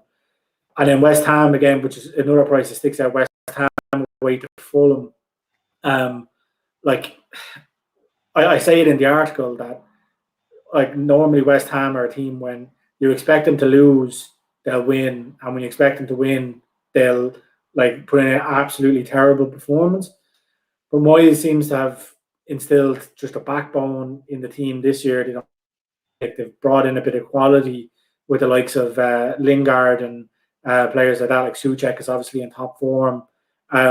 So I can't see, like, when I looked at it, Fulham haven't won a game since November. And West Ham are only 21-20 to win the game. I can't understand how West Ham are such a big price. Like, they should be maximum 4-6 in my mind. So I had to put them in. So that fourfold, a tenner pays 175 with Bet365. So I think it's a great bet. So I've done the ACA, and then I recommend West Ham whole double. So I'm going to have a bigger bet off that. I think, John, again, it's just, it seems like it should be free money, all things being equal. Hopefully West Ham can perform like they did during the week, and if Hull even half show up, they should beat Burton. So yeah, that's kind of the Saturday ACA that'll get me through tomorrow. Nice. Sounds pretty reasonable. I mean, I like all of them. I think West Ham are a ridiculous price as well myself. I know we've said it multiple times in the past. When they're in and around the evens, it's probably the best time to avoid them. It's when they don't play well or when they underperform. But I think this year they do look very different. So yeah, I think I'll be doing that myself. There's a lot of teams in around that kind of between 4 to 6, and sometimes you see those things on, they do the rounds on Facebook and Twitter and WhatsApp when someone did a 40 leg accumulator and he won 200 grand off his 50p bet. I feel like tomorrow could be one of those days. There's so many teams that you're looking at that are all around evens across a couple of different leagues, and you just look at them and you think, this is a weekend that they could all win. I won't be doing it myself. I wouldn't go that many legs, but I think there's a lot of teams like that, even money. I think I was looking myself at 3 of them. Like Roma are very poor against the top teams in their way to Juve. I know Juve haven't been their best, but Roma are still pretty poor against good teams. They are 4 to 5. I think Napoli are 8 to 11, and I think Sassuolo as well around the same price. I think the 3 of them together anyway is 5 to 1. Just in that, they seem like a pretty big one. But then you add in a couple of other nice, like West Ham is West Ham is an example of them. There's a lot of good prices out there tomorrow, so looking forward to that. Yeah, I'll have to take a look. I said I kind of looked at those. Like I like to look at the lower leagues. As you probably regular viewers will know, like kind of League 1 and League 2 are my thing in England. And there's actually a few really tight games there that I couldn't call. So like, the ones that are in there, obviously the whole Charlton I'm working against were the ones that stuck out. But I haven't branched into Serie A at all this weekend. I'm still kind of reeling from my bet last weekend. I don't know whether I sent it on to you, lads, or not, but I did I think it was a treble or a fourfold on Sunday, and I needed Cagliari to hold out. I think they were at home to, was it Fiorentina, maybe? But basically we're 1-0 up, and they conceded in the 94th minute to wreck my bet. And the other teams in, I had won like 3-0. So I checked, like after 80 minutes, I had a cash out for, it was something like 85% of the overall return. And then I put the phone down and didn't cook dinner. And I came back and I was like, oh, I won that bet. I'll go in and like reinvest it. And I looked and it was like just a loss. I was so aggro, Like, why didn't I keep my phone on me? I could have cashed out when it got to 90 minutes. I often wonder about those, like 85% is probably worth taking on those types of bets, that kind of high, when you, especially, I think it's not like you end up regretting not taking it. Yeah. It always feels like you're getting shortchanged at the time, though, when everything is going in favor of your bet. And you're like, I should be getting like 97% of this, Yeah, I think you need to, like, John, you need to be comfortable taking it, that way. You don't want to be cursing it. Like, so some of them are kind of miserly, some of the cash outs, especially on, like, obviously if you're on bet, you can go on and lay it yourself. But if you're in the likes of Bet365, I've noticed that their cash outs are actually terrible. Like, you go in and look at the market and something is like really long odds on and you're waiting on that leg and the cash out, like, is probably 30 or 40% off that. So, yeah, I think if you're getting somewhere that represents value, you're fine. But you can take it if you feel like you're being ripped off, Yeah. Just flick back onto the Inter match there, and there was a couple of substitutions at halftime, so I'm going to double check those, make sure they haven't impacted my bets, because they can. What kind of time is gone there in the second half? Just kick it. It hasn't even kicked off yet. They just, when the sub comes on at halftime, he stands there like a plank. So to make sure that they're not even updated here. Okay, Vidal is off for Inter and Valero's off for Fiorentina. That's granted not impact on mine. But yeah, you never see who goes off at halftime. You just see who's coming on. Sometimes we've seen it before. The bookies are a bit slow. Sometimes they'll miss a substitution at halftime for shots on targets, especially. So anyway, all good. This has started off exactly like the first half with Fiorentina all over them. I could cash out for like, oh no, don't score.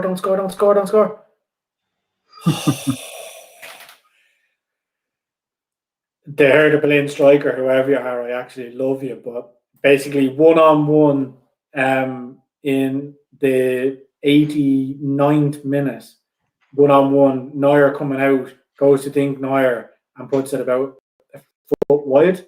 But if you hadn't tried to be clever and dink the keeper, like he definitely could have took it around Neuer, and he would have had an empty net to put it into, and he ended up like trying to dink it with the outside of his foot and put it wide. So I was just about to say I'd cash out for an £8 profit, and it went suspended. I was like, oh, no. If I was in this competition, I'd be trying to, play mind games and get you to stay in. But I think the smart thing is definitely to take your money and get out of it. It's just an awful, like an £8 profit on that is definitely what you put on a tenner. Yeah, tenner. So you're getting 8 to 10 instead of 13 to 10. It's actually up now so I can take £19.72 of my tenner stake. So nearly even money. But it's 23. It's a 23 payout. Oh man, for £4, and it just, I don't know. I don't like the unders at all. By the way, in the bet where I have Andre Ayew to get carded, he's just fouled somebody, right? He fouled him so badly that he's injured himself and he hasn't got booked. Right? Like, if he ends up coming off with the injury, I'll be so aggro at the referee, So for full transparency, I'm taking this cash out. It's up over £20, so it's £20.13 is what I went to cash out for. So I'll just check what I actually got in my account history here, and then that's all getting reinvested in the cash cow. Oh man, Sanchez had such a chance there for his shot on target for me and just ran it in to a defender, knocked out for a corner. Absolute plank.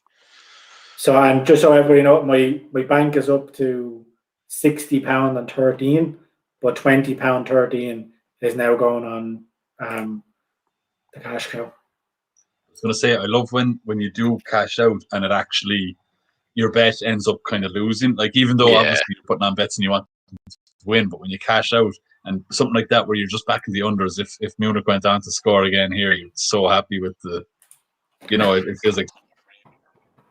Yeah, there was no real upside hanging on because I said. The way I look at cash outs is like, would you put that money on now on that bet? So like if it's 19 there to win 23, would you put £19 on now to get a 23 payout? Absolutely no way. So it's a no-brainer.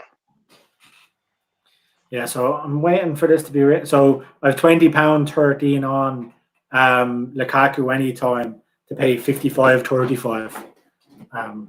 So hopefully he gets the biz done in the next couple of minutes, and then I'm going to have a look and see is there any other in-play bets that I can spread the wealth around. So that's, how's your bank looking? Oh, it's zero. Oh, it's zero, is it? It's gone. It is zero. I'm gutted. I'm sick. I was so sure like I'd be in the position you're in, like where you've just nicely rolled up and you're happy out, throwing on a few bets here and there. Such a comfort of the the £40 still in your bank with £20 going on Lukaku. How does somebody end up at zero so quickly? It doesn't make any sense. You wouldn't mind, but I didn't even put my full bank on a bet. Like, I mean, that was across two different bets. Both odds on. Do you know what the only cure for that is? Reload. Well, I have a tenner left in my account, and I won't be reloading anything further than that. But I'm thinking of just saving that for some Six Nations bet now at this stage. Yeah, maybe you want to give us your rundown of your Six Nations bet, Gareth Slats. Now that seems like the right time for it. Distract us from the. Right. Yeah. Yeah, well, I mean, I did up that article on the Sports Rundown website just for the kind of, those outright bets at the start of the tournament, the kind of ones, just interest bets to keep you entertained throughout the tournament. So there were some good ones there. I mean, I don't think anything I tipped was like less than 14-1 or something like that. I say tipped. I mean, they're only kind of real suggestions of the entertainment bets. Some of them, might have a bit of value in them. I definitely think the Elliot Daly one, the way, like, Johnny May is rightly favoured to be top try scorer in the tournament. He was top try scorer 2 years ago. And, with the same set of games for England this 2 years later, like, it's very likely he will be. He's got a great try scoring record for England. Yeah. But at the same time, your back three to some degree are interchangeable when it comes to a try. If England have a 2-on-1, either Johnny May goes for it himself, dummies the pass and goes for it, or he pops it out to whoever's outside him and they get the try. Like, it's not, it's not as clear cut as football, say, where it's, the strikers are going to end up being the top scorer. Elliot Daly playing at fullback, he's guaranteed starter for England. Like, he's going to get a lot of minutes up.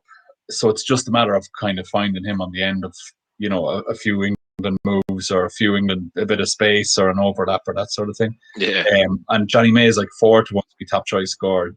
Elliot Daly's 66-1.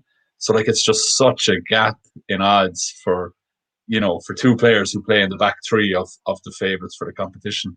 I thought it just definitely seems worth a punt to go with Elliot Daly.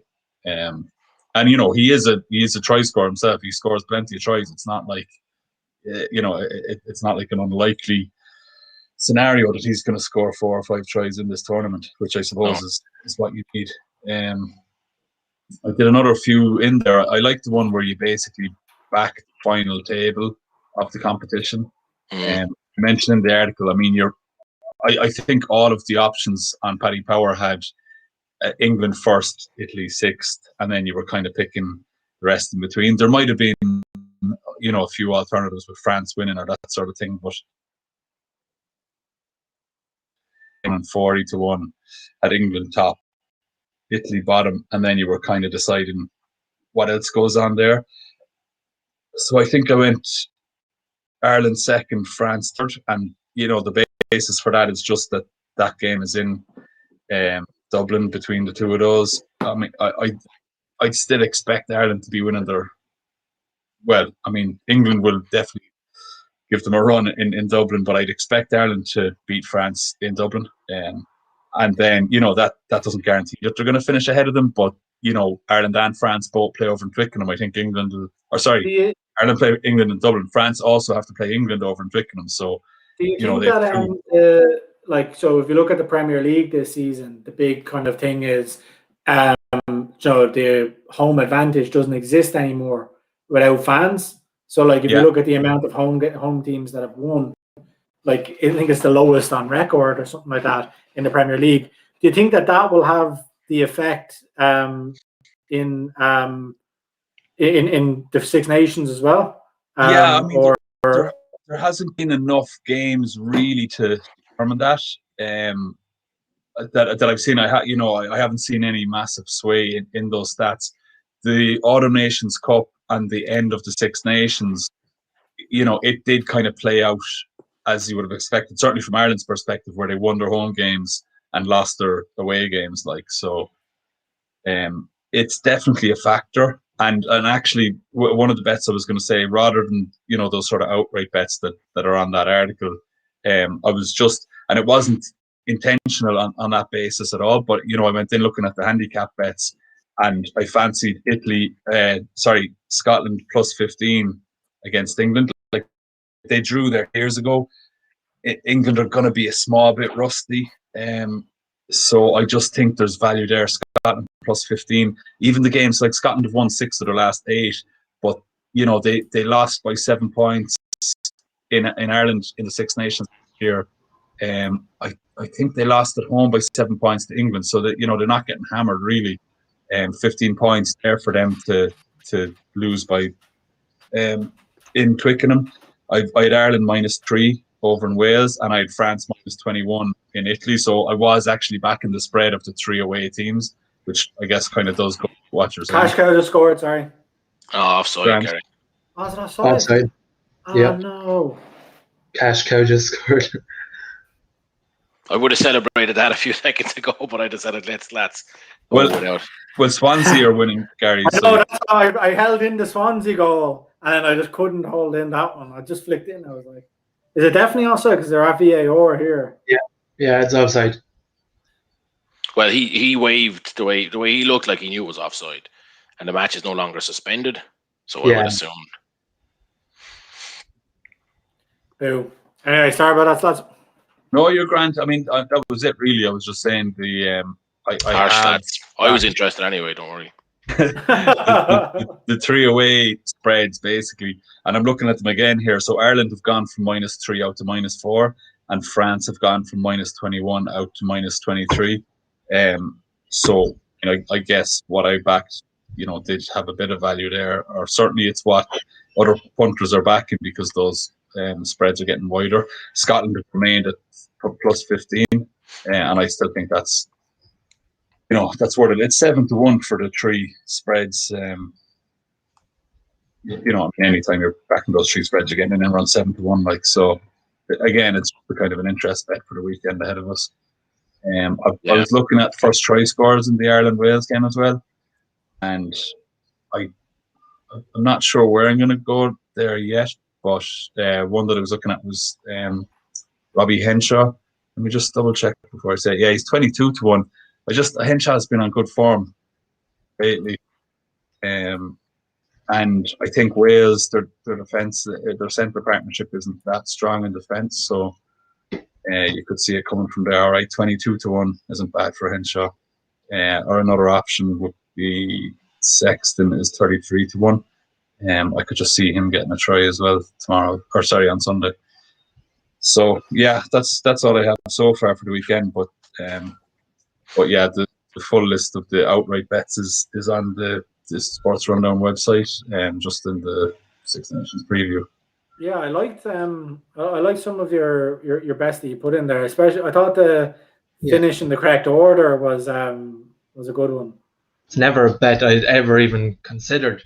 Yeah, no, I know. I've never done it before either. And last year now I just had France to win the Grand Slam and England to finish second.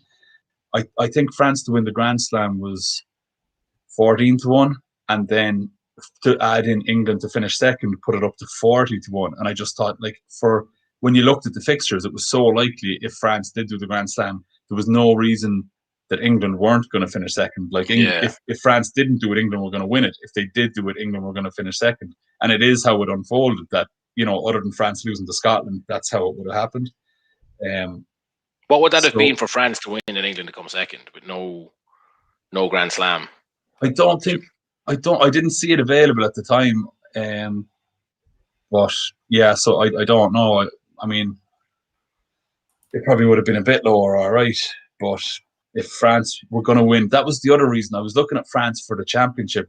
This was last year now when I was back in that. And there was no additional value. I kind of figured if France win the championship, they're going to have to win all their games, because even if they beat England in France, if they lost another game, the way the fixtures were, you were going to fancy England to have a better points difference. And England ended up winning it on points difference. So, it didn't favour France. I kind of thought if they're going to win it, they're going to have to do the Grand Slam. So, yeah, I'm not sure if that bet was available, but I definitely thought the value was in France doing the Grand Slam. Sounds good. The one that the no red cards one and the stats behind it really intrigued me. I know it's only 7-2 and it's one of your lower price advised bets. I'd actually forgotten. I was saying that the lowest bet was 14-1, but 7-2 for that. It's just there's been a red card in about 40% of the tournaments so far, and I know now. I guess the logic behind it is all the new rulings on any contact to the head is a red card in that. But you just kind of feel, players are adapting to that too. Fair enough, there's a slightly, greater likelihood that they'll get a red card for something, a bit innocuous or something that wouldn't have been a red card, say, 5 years ago. But yeah, it's a bit. weird to think you're watching a TV for a month and a half, just crying out for no red card, like, you know. Every game, sitting through every game. You don't care who's winning. Just be on your best behaviour, lads. That's my thing with it. It's just an under 0.51. It's a tough one to cheer, but it seems like great value. Just on his quick aside there, two things on the intermatch. Gary, your guy, Biragi, had a good chance to get booked. He let his buddy take the heat and side down an inter counter attack, so nothing happened. So that's one that one looks like it might be getting away from you. But Martinez is warming up, and it's looking like it could be Lukaku that comes off. So it could be a killer there as well. So update you in another couple of minutes. Why? What's the bet on Lukaku for two shots? Gary just reloaded on him to score. Yeah. Oh, sorry. Yeah, right. Gary, was that your in-play bet come in, right? The 2 goals in the first half. So 2 goals in the first half, and then I stuck a tenner of my profit onto under 1.5 in the Bayern game. So that came in, so I got 20 quid back off that. So now I have the 20 quid invested in the cash cow for another goal. You got lucky in that one in there, because the man for Hertha missed a glorious opportunity with a couple of minutes left. I know. I was watching it here. I cashed out just after that then, because I was saying to the lads, I was like, "Oh, I'm getting offered like 17 quid as a cash out. Will I take it?" And Liam was like, "Yeah," and then it just went suspended. So yeah, it was lucky enough in the end, but it'll be Sanchez coming off, not. Yeah. I actually had that long bet that I had a minute ago that I mentioned at the start of the show. Sanchez was in that for a shot that he didn't have. So as soon as I saw him walking to the sideline, I cashed out of that bet for 10% of my stake, but better than 0, which is what I'll be getting in a minute. I'm actually happy because I think Lukaku seems to play better with Lautaro. I think Lautaro takes some of the defenders away from him, like. So I'm hoping that with Lautaro on now. The only risk is that Lukaku will drop a bit deeper, which does also tend to happen a bit with him. So we'll see how they're playing here. Yeah, I'm surprised that they're like 2-0 up. Like Lukaku really is the main man there. Be keeping him fresh. Yeah, but taking him off. He also he might score. Come on, Luca. Go on. Oh, you can't do that, cash cow. 10 yards out and puts it wide, like. Didn't want to say anything. I was watching it. I'm a bit ahead of you by the looks of it. Like, I want to say anything here. That was poor. That was God. poor. PK, I don't know if you noticed your shout on Mallorca. It's still not all, but that hit the post, LB. The man sent off. Oh, didn't. Yeah, deflection. Yeah, man sent off. So yeah, they're into like 4-6 without having done a whole lot. Well, they're well on top, so they were before that. Well, they are. Yeah, no, they're on top, right? And PK, have you any funds left, or are you like slats and? No, my one came in. Legend came in. I didn't get a chance, so I have 30 bucks here to roll on to something. All right, so I still have a bit of competition, so. Yeah. Yeah, this is going to be fun when it gets toward the end of the show, and PK has to like lace onto some 4-1 shot to 2 more goals. Not a problem. I just got to find one now in the next couple of minutes here. No panic yet, anyway. PK, I still think Gary will. His gambling addiction will get the better of him. If I know Gary, he'll have his 40 and he'll just bank it, and he'll just sit there with nothing else on, just to say he won. That's what he'll do. I have my 30. I have irons in the fire here, lads. So I'm in with you, Gary. Actually, I'm after forgetting, but I was looking through the in-play options there, and I'm after realizing after I placed the bet that we've doubled down on something here. I put it on just another goal in the Inter game, at 1-2. How much have you on Lukaku? £20 and 13p. I think To return 55.35. All right. What's your bank at now, PK? It's at 31 something. Put all of that on another goal, so you'd be up to around 45. Something like that, yeah. Right. So if there's another goal and it's not Lukaku, you'll be going ahead. Yeah. Well, he'll still have a chance of Lukaku coming in, but like, if Lukaku scores, then I'm in. You know. Yeah, I have to reinvest the rest of my cash. So I obviously wasn't thinking. Oh, How's your bank, LB? Are you're just breaking even, or that, are you? I don't even know. I didn't have 20 in there at the start. That's why I didn't really engage with it. And then I just did other things that went up and down. I'm going to do something a bit. I'm going to go for a reacher here. So I have 11-16 left. And I'm going to put that on a treble of Lukaku to score at 7-2. Mallorca to win at 7 something. It's just gone off the screen. And 2 goals in that Volendam game that was 0-0 at half time. So that tenner, that 11 quid is going to pay back 150.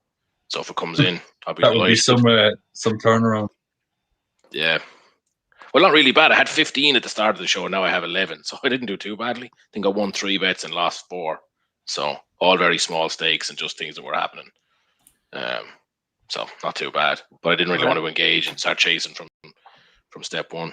Going for it here. So Alavés Mallorca double 4-1 with tenner on it. So I'm down to, my bank is 30 quid with 30 quid invested. So if nothing happens in any of these games, you win the 30. But if it could be a lot of action as well. Yeah, I like it. Gives it a bit of a run out. So yeah, I could do with the cash cow getting a goal now. I feel like I need to get on Lukaku now myself. I mean, I know I'm on 0. If I'm honest with you, Slats, the way I'm looking at it here, I probably wouldn't. But who took that shot? Did. Was that Lukaku who took the shot that just got pounded wide? I'm just putting on the bet, so I'm not watching it here at the minute. Sorry. One of my friends has asked me to put a few bets on for him as well, and loads of kind of small ones on different sports. So it's just clogging up my cash out here. It's actually so frustrating when you're going through it. But I'm paranoid I'm going to cash out one of his bets. Nothing worse than that, like. Yeah, he'll win 180 quid, and I've just cashed out for 250. Who is this fellow degenerate that you're betting for? What's that? Who is this fellow degenerate that you're booking for, or that you're betting for? No, he could be watching the show now. He's a viewer of the show sometimes, but he's not a fan of online betting because he's sensible. So, yeah. So when the bookies close in Ireland, he texts. That's allowed. We'll let him away with that. Yeah. 20 minutes left. Come on, the cash cow. Gary, or LB, you're the furthest ahead. How long is it gone in your game that you're watching? 67.50. Oh, you're 30 seconds ahead of me, for fuck's sake. Yeah, I know. That's why I've stopped talking about it. I know it's a regular problem on the show. All of us watching the same matches at different times. So I'm not sure what to say, but I'll leave it off because you both have got the cash cow. We both got goals back, so I won't say anything. I can see it. Did the cash cow just miss an open chance there? No, it wasn't an open chance. Yeah. Do you see him with his hands in the air? Yeah. No, he was asking not to give away a free. Oh. Perisic seems to be a big threat now, anyway. I was going to say this as well. What Slats was talking about the. Did you say sorry? You're on Ascoli, Gary? No, the Alavés. Oh shit! Sorry. All right, Ascoli are up, aren't they? They were 4-1 before the game. 1-1. Yeah. They're still 4-5 to win the game, and just half an hour to go, and they're winning. Like so. Hopefully now the Serie B starts to unravel a bit like it did at the tail end of last season. We can start getting some good value on it. Yeah. But you were just about to say something there, though. Yeah. So there's a guy playing on the right wing here for Inter, Hakimi. I'm not really familiar with him, but Jesus, he's having some shots here. He looks like a great one to keep for the shots market. So he was right back for Dortmund last season, right? And he used to score the whole. I think he had he had 3 in 3 games in the Champions League at one stage last year. Oh, right. Yeah, well, they're not playing him as a right back. They're playing him as a kind of a winger / wide forward. So that could be something that's actually a bit of value on him if he's been priced in as a defender, or he's been priced in as not. I don't know what way he is, but they're kind of few times in the start of the second half they're hitting the ball up long to Lukaku, and then he's running down the outside and kind of running into the box and shooting. So. Playing the Ashley Young role. One to keep an eye on. Let me check his stats here for the match. He probably only had 2 shots now. I'm after seeing both of them, but feels like he's had quite a few more. Come on, the cash cow.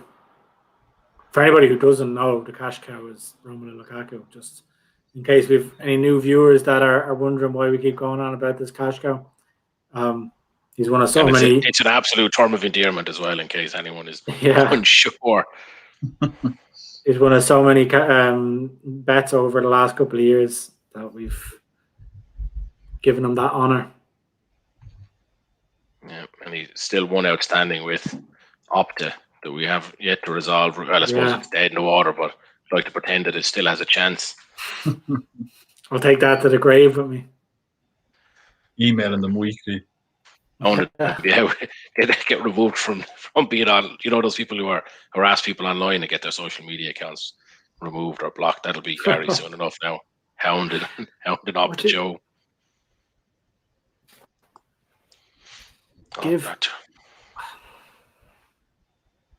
I mean, I'm looking at the thing game here as well, the Mallorca Albacete game, and Mallorca have only had 1 shot on goal too. They've gone up 1-0. We should say that before. It's just come in.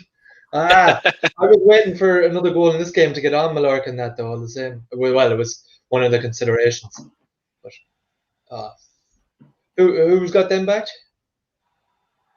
Well, you had them tipped for the Friday Acca. I don't know if anyone else has them individually. I had them, and I did that double, so I've got Alavés and Mallorca. So an Alavés goal, I'll be on for that 50 quid, which would be nice. But it's a pity now that, because like in the Bayern game, the right shout was the over 2.5 goals, like, you know. And if that had came in, we would have been sitting pretty, because, you know, we've Inter and both teams to score, they're 2-0 up, with Mallorca who are 1-0 up, Swansea who are 1-0 up, and then both teams to score in the Dutch game. So it's I just realised as well that the Inter game. So I said it at the start of the show that I swapped out Ribery for 2 shots on target for Lukaku, and that bet is actually just Mallorca, Swansea, and Lukaku to have his 2 shots on target. Mallorca and Swansea are both winning, and Lukaku's had no shots on target with 15 minutes to go. So that bet I can take less than 15% of my stake. But yeah, that actually, if he scored that goal early on, that'd be probably a really big cash out on that one. Yeah, for sure. Man, it's so annoying. Just a curly head Gabe in the comments. We're not quite sure what you mean by keep up the stream and grind. I don't know what that means. Yeah, I misread it the first time. It's like, what's he talking about? He's talking in code. But yeah, we'll do that. Thank you. Make sure to follow us if you want to keep watching us streaming and grinding. And not in a weird subscribe, hit the bell so you'll get notified when we're streaming. So we stream every Friday, but we also do a couple of ad hoc shows on Saturdays and Sundays. So if you subscribe and hit the bell, you'll get a notification when we're live. I mean, we just need a bit of luck to fall our way, like, one of these times, because, like, as you said there, Gary, like, the Bayern bet was sound like reason. It was 1-2 for a reason, like, you know, it should happen. And if you watch the game, you'd be like, how was there not 3 goals in that game?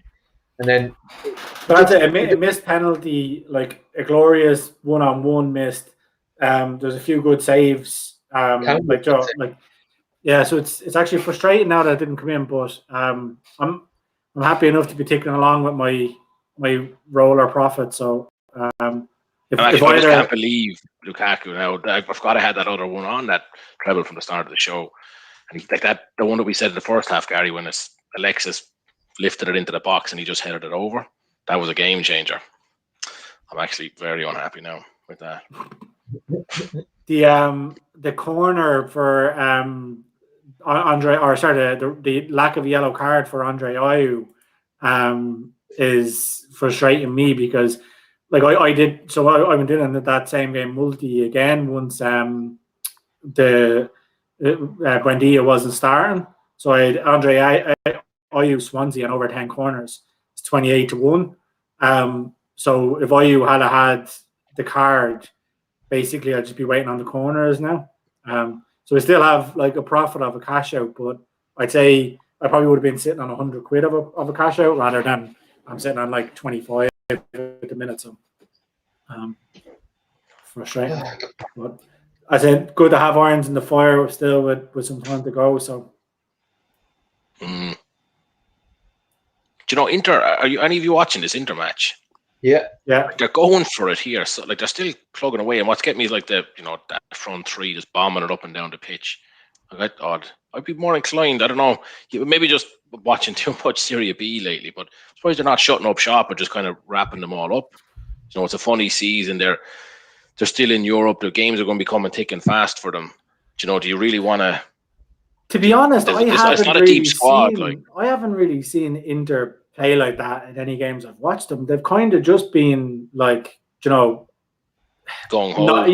Naive, like, But you know what though? What I'd say to that is what you said earlier, and it is true. They certainly seem to go behind a lot. So it's not that they're like pummeling teams 4-0 at the end of a match. It's that they're usually drawn or need a goal and they're kind of still chasing away. Yeah, you know? I kind of get a Kevin Keegan Newcastle kind of vibe off them. Like, it's just kind of like we'll outscore you, Yeah. Swansea have just gone 2-0 up. Swansea have just gone 2-0 up. Oh, is that Martinez? That's a good call on Swansea, Gary. Nice one. Yeah, I'm happy with that now. Fortunately, I don't have it back with anything other than Lukaku, so big chance for Alavés. Big chance for Alavés on my flash score here. So I have that many bets on that I don't know where to look, but you've watching the Alavés though, so that'll be a big win. Jeez, I threw a tenner on a treble there, and I know this is kind of after timing, but it's offering me a cash out of 92 already. I did Alavés, another score in the Inter game, and Ghent women, who let me down earlier to win. There was only like 5 minutes left in the Ghent game, but they've gone up 2-1. Alavés are up 1-0, and then obviously nothing like the Fiorentina game. Jeez, I'm wondering, should I just take that 94 quid with a potential of a tenner? With a potential of 283. Like, I'd take it because this Inter game, like we all have a huge amount now. I mean, would you put on 90 quid now on that to have a goal? I think I'm going to grab it, because I've had a pretty shit night so far. I mean, that turns it into a really good night there. Yeah, I mean, that's 91, 94 I cashed out of that out of nowhere. That was just like a last roll of the dice sort of bet, which is why I didn't even say it. It was just like, 5 minutes left in a fucking Belgian women's game. I mean, I'm delighted now that I put a fiver on and didn't realise it, and I won a fiver. I got accused of after timing, and I didn't tell you about this, but I can take out a 9-1 winner, by the way. Thanks at the end of the show. It's not. I'm not going to claim this in terms of the profit. I don't even know where that puts me, but first, how to put you first. Is Gary not up above that? No. Well, I still need these matches to fin. I haven't cashed out, so we'll see how it goes. Like, he's all I really needed though for 283 was a goal in Inter game. I know I have the rest of the Alavés game to sit through, but see the thing about it now, do you? Like, I agree though, it was the right move. Wait. Just to check, are we all still playing off our original 20 here too, right? No, I'm not PK. Yeah. I'm dead. I'm dead. Yeah, so that's what I'm saying. I still think it's a serious after-timing offence though to bring out a 9-1 win. I know it is. Yeah. It's actually shocking. I was PK. I didn't have. I just got this 28-1 bet in progress. Yeah. So I did have a 28-1 bet, but I mean that's how I just had put it on 2 minutes ago. I'm going to load up loads of like 40 and 50-1 shots before the shows. All for a fiver each, not say that, and then we're I won 350 quid. I'm down $1,000 for the week, but that doesn't matter. Down $1,000. There's definitely people that we know mutually who are demons for getting bets on like that, covering a lot of bases, and then come into you with like, I've got 7 out of 8 legs up. What should I do? And like, that's a very suspicious bet you've got on there. Get out of my face is what you do. Not to. It is kind of to brag about the quality of the articles on sportsrundown.com, but for Swansea, Conor Horan, scored a lovely goal. So the second goal for Swansea was a lovely goal from outside the box. So which was it mentioned just in the Friday accumulator? Or yeah, because like basically that like since he came in the start of January, and since then Swansea, like they were playing all right beforehand, but they've just looked at a different threat attacking wise. So like I've watched the last kind of 2 or 3 games, and he's been integral. I think he's only played like 3 games from or something like that, but I'd say he's had 4 or 5 assists in those games. And then obviously he scored tonight. He could have scored another goal as well. So he just seems to be like kind of turned around their fortunes. Pity I didn't back him for a goal now, but so it's nice when you mention someone as being key to it, and then they do something. No, you did, like, yeah. I was doing up the justification of that Friday night accumulator, and you had said he's a good attacking threat for Swansea. So yeah, it was included in that, all right. This Inter game is getting awful scrappy here. So if I was going to back something else, I'd actually be backing a card. To be honest, the League, I'm not going to now. All my money, I went all in on the treble, but I think you could see definitely another card in this one. Like that many bets live, I need to get an abacus out to see what my profit and loss situation is. Just cash them all out and you'll see. There's young PSV now with the goal. I would have had our accumulator singing. Oh, they finally got one today. So when a team goes down 4-0, you're kind of like, they're not going to score. So like I know it's ifs and buts and maybes, but if but if your next 2 words after saying that. Yeah, I know, but if Bayern had have done the business, like we would have just been waiting on a goal for Fiorentina for the bet to come up, would we? That's true, actually, yeah. And Jesus, as you said, it'd be how often is it that Bayern only win 1-0? Like so rare. Or they did have one earlier in the season as well because it caught us off guard, but it does seem pretty rare. Although in like, what odds would you have got on Lewandowski missing a penalty, like, you know? Mm-hmm. And the other goal that was disallowed for Hertha, like I feel like if they'd gone 1-1, Bayern almost certainly would have gone on to win it. Like it's always just slightly better teams like that. Yeah. So, like, sorry, we just have to make a rule for the next couple of weeks that we leave that early kickoff out of our bets because, like, would have been for any of the viewers though. Like, and I don't want to be telling people what they can and can't bet, but that's why I always remind people of the time. Like that game is 7:00, and then we plow ahead with it anyway. It's such a killer because it ends. No, so I mean soon. I picked that bet, and I didn't even realize it was the early one either. Yeah. It's a tough one. Like when they win, like we had them at the kind of, I don't know what time it might have been, around October time, and we were coming on air after time and straight away saying, "Oh, this match kicked off 20 minutes ago," and we backed a goal and there was a goal, and now it's gone the other way that we're coming on and then we're backing stuff and we don't really have much time left. 15 minutes to half time or whatever. So we should just the German Friday game is always by the way, just so we're aware for future reference. Because I've backed it before too, but but the thing is, like, you see a good bet and you're just like, okay, you're inclined to go with it anyway. Like it's it was a good bet. I think this is the second or third time now we've been let down by one leg. That even in hindsight, well, hold on, there's still a if that Fiorentina need to score here, so we're not really on one leg yet. But I get your point. Well, I mean, really, the Friday bet, that match would have just been voided from because it was the Ribery shot on target. Yeah. So of the 4-leg accumulator that would have been left with that leg removed, it would have only been the Munich game. Oh, yeah.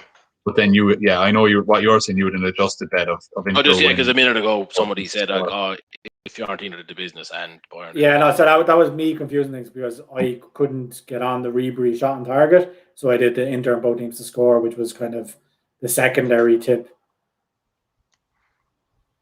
from our Italian as expert. well. To be fair to you, LB, you did, having seen the late news on Fiorentina, you did write off that bet that it was too risky for Fiorentina to score. So I mean, it has pretty much gone as you expected. 2-0. Even though Fiorentina did seem to have they had some great chances early on. Yeah, like that would have been. This is one of those ones you can go, oh yeah, I called that all right, and I can stand over 100%. But there was definitely some airy moments in there. But the other side of that coin is that Inter, like Lukaku missed one absolute sitter. They had a goal that was needlessly ruled out for off. Like they didn't need to be offside. Jesus, it's a Fiorentina penalty? No. So it easily could have been 3 or 4-0 as well. So very different game. But yeah, I think on the balance 2-0 is probably fair enough. Lukaku's still trying his heart out here, but like I said to you, Gary, when Martinez came on, my worry is that Lukaku dropped deep, and now there's 3-4 players further up the field than him, so I don't see him scoring now. Yeah, no, it's looking slim. He does it. That's why I know they went through a spell where they didn't seem to do it, and he was always scoring for us late or getting the shots at least when they were chasing games, certainly. But lately, watching the Inter matches, he has this habit of just appearing up in the centre circle.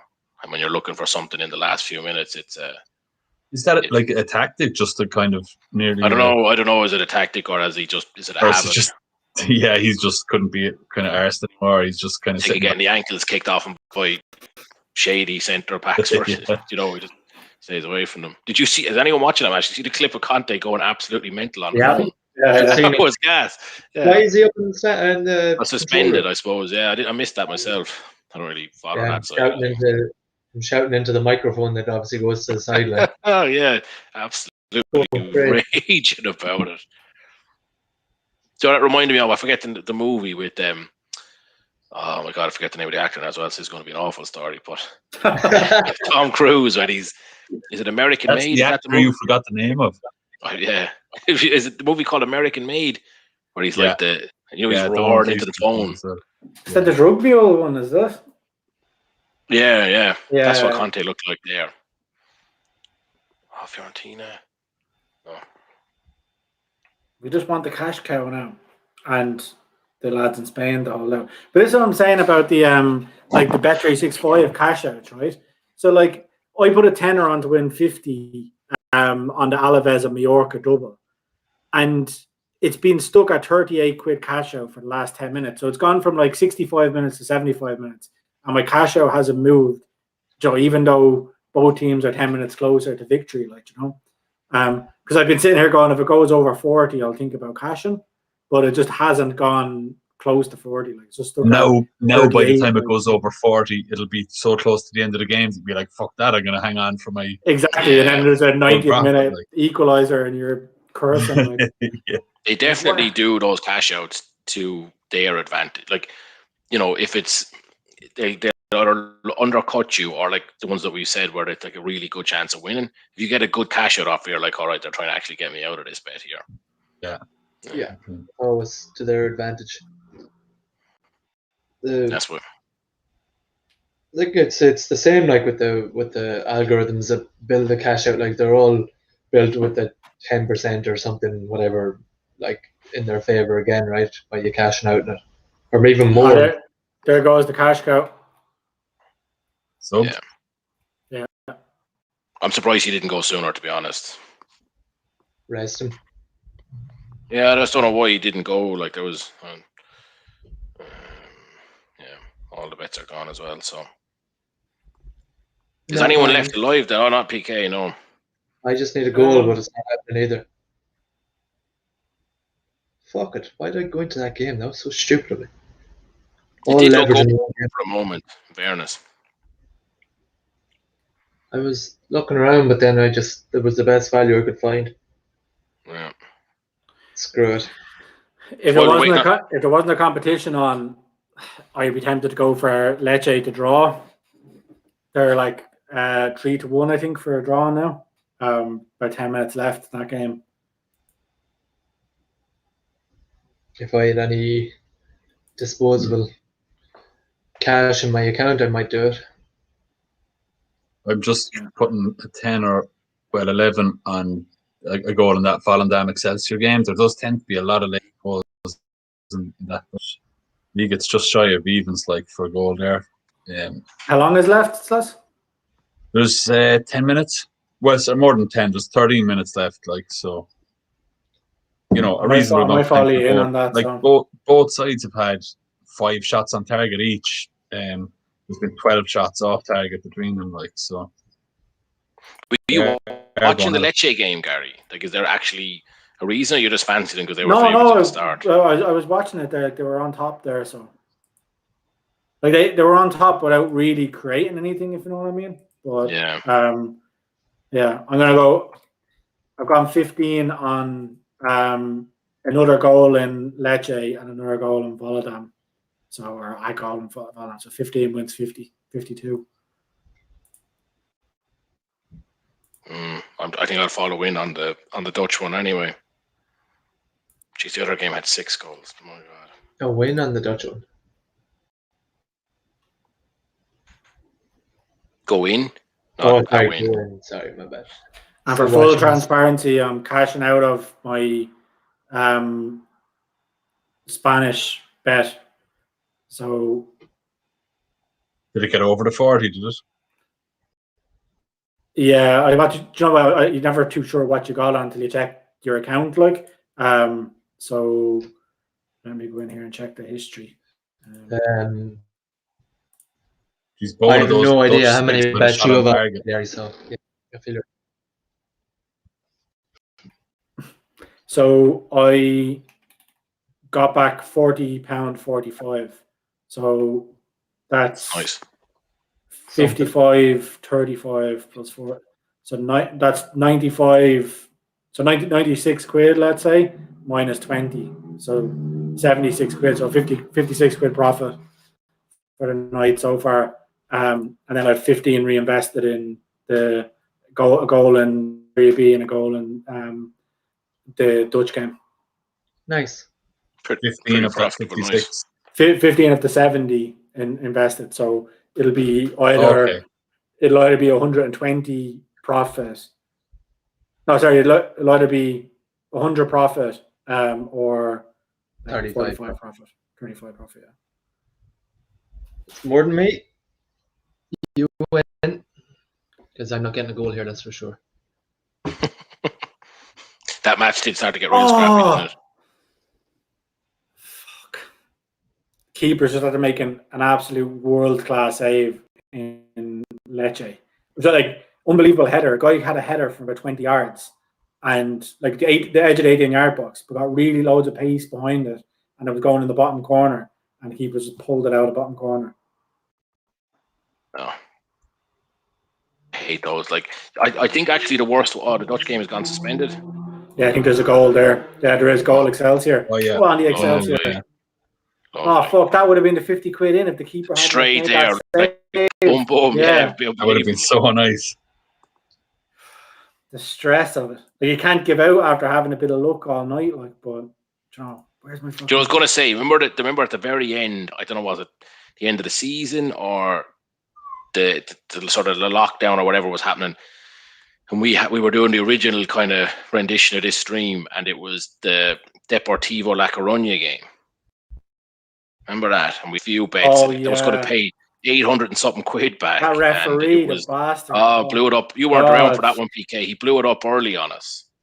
It was a counter attack from a corner. The keeper came up, so they were running down for an open goal. And as soon as they got to the halfway line, the ref blew up the game. Like, they were winning already, weren't they? They were we had over 1.5 in the game, and it was 1-0. But I mean, in terms of the match, the ref didn't screw them out of a victory or anything. No, but they had won. So I felt like we were the only people in the world that were that pissed off about it. Yeah. But it was a serious payout. I forget what the payout was, but it was 8 something. It was between 8 or 900. Yeah. Really, really good payout. Like. I had a pre-match bet on Inter -1 here, so if it comes in, I have liquidity again. So I'll be throwing on an in-play bet then. Nice. Do you still like the look at that Serie B game, Gary, for a goal? I was actually just about to say that. Yeah, like I mean, the good thing about it is that you have Ascoli, like can get on the counter attack. Now, as I say that, they brought the ball into the corner, so maybe not, but. Like, Lecce definitely going for it, and as I said, they nearly scored there a couple of minutes ago only for like a class A from the Ascoli keeper. So on my clock here, there's 7 minutes left. There's definitely going to be another chance or two for Lecce. I can't see Ascoli holding them out for that long. It's just whether sometimes in these lower leagues, the teams kind of get panicky, that way, and they start doing stupid things. So I think if Lecce hold their composure, they'll get a chance to equalise. So yeah, that's what I'm hoping I hold out for. Looking at that price there, like it's already gone. I did the Dutch one, like I said, but then I was watching the two of them, and it's gone like, more or less like 3 to 5, 4 to 5, 5 to evens, 5 to 4. It's just flying out these odds. So that could be a huge price in about 2 more minutes, I'd say. Yeah, the bad thing is Ascoli are doing really well here. In the box. They kept the ball really well. Yeah, you're watching it now, are you? Yeah, I flicked it on there. All right. Okay. Because they were just kind of holding on to it in the corner, and then they decided to actually play around a good bit of skill and got the. The real hope is that Lecce get desperate, isn't it? Yeah, but it's balls like that across field that they didn't need to do it, yet they've done it. Shoot the ball across and lose all momentum, that way. So, but there's still hope. I said that's why I was going to go Lecce draw. It was actually 5-2 when I was in there, but I went for just one more goal to kind of be safe with it, So yeah, fingers crossed. I got rewarded for my frugality. 13-8 now. I'm tempted by another goal in the. It's a weird one in the other Dutch game. That's 5-1. Don't know why. PK, they're awful games to be going near. I don't know why, but I just want to. It's like 7-4. Because you're a sucker for the bright lights. That's why, PK. Love bright lights. Yeah, like a moth. I'm the same. You just see them, you think, You a couple of horses picked out for the weekend as well, Gary, do you? Up on the side. Yeah, so I put a bet up on the side. I actually have some picked out for tomorrow as well. But there's a couple of them that I basically obviously Cheltenham's 5 or 6 weeks away. And there's horses that are going to run over the weekend, and their prices for Cheltenham races are going to be slashed. So I kind of had a look earlier in the week, and there's 2 horses that I think will run well over the weekend. And if they run well over the weekend, they're they could be half the price they are now for the Cheltenham races. And then there's others that I think are the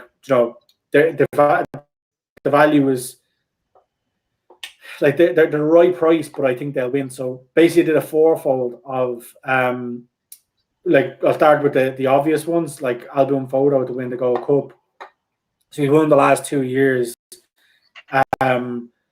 The Irish Gold Cup is on the weekend, so something might win that and get cup. But I haven't really been impressed with many of the stay and chases this year. So I said I think Albion Photo is a good bet to do, get 3 in a row, which is an amazing feat. And then Ellie May in the Mirror's Chase. So she ran well last week. And there's a couple of horses in the race against her that I think will go to other races at Cheltenham. So the 4-1 about her at the minute, I think she could be 6-4 on the day, but that's dependent on other horses not going in that race, which you won't know until a couple of weeks. And then the horses that are running tomorrow, Germain for Willie Mullins is like even money, or 5-6 for the Irish Arkle tomorrow.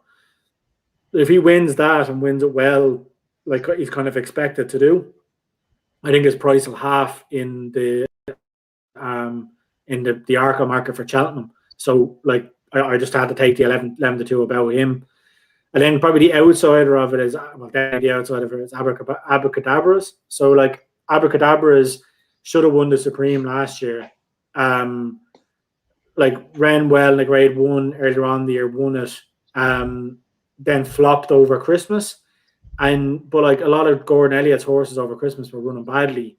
So I kind of think if I give him that run, I think he'll run a big race tomorrow, and the 14-1 that's on him now won't be available. So the 4 of those in an ACCA for Cheltenham, a tenner pays 25 grand.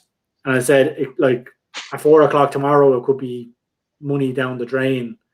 Or you could be sitting on actually a nice cash out because, you know, Engermain could be into 2-1. Abacadabras could be into 5-1.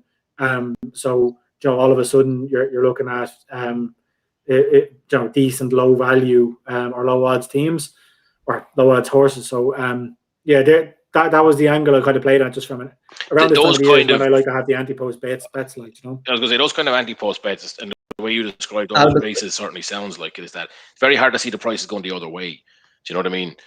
So yeah, like Abracadabras could flop tomorrow and he'd go to 33-1 and your bet is kind of over, do you know, that way. So he is a little bit of a punt, but I even don't think he has to win tomorrow. If he runs well tomorrow, he'll hold his price. If he wins it, he'll half in price. So yeah, that was kind of the angle I went with. No, I do have one at 25-1 for tomorrow, which if you want, I'll share that. You could do that a fiver each way, that bet. Like, I know you have a tenner on the nose on it there, but you could fiver each way. I know a couple of them are a bit short for each way prices, but like you're just a little bit more. I thought about doing it each way, and then to be honest, I just got greedy when I saw the 25 grand, so I was like, fucking, I'll do it. Like, yeah, each way is the sensible play, but I mean, I'd be happy even, you know, for that if you go into Cheltenham and you're having, so the Arkle is obviously going to be the first race up in that bet, so you're going to be going in with a low priced horse, and that he wins, all of a sudden the dream is alive, you know. The second one wins, then you've got the whole week out of it because the last two are on Friday and in some of the last races of the festival. So even if it doesn't come in, I think you can get, like, you know, a good run out of it. And then you obviously get tomorrow out of it as well, because I won't have a bet in the Irish Arkle because I'm hoping that Engermain. Oh, penalty! Please be penalty. Yes, penalty, Ascoli or Lecce.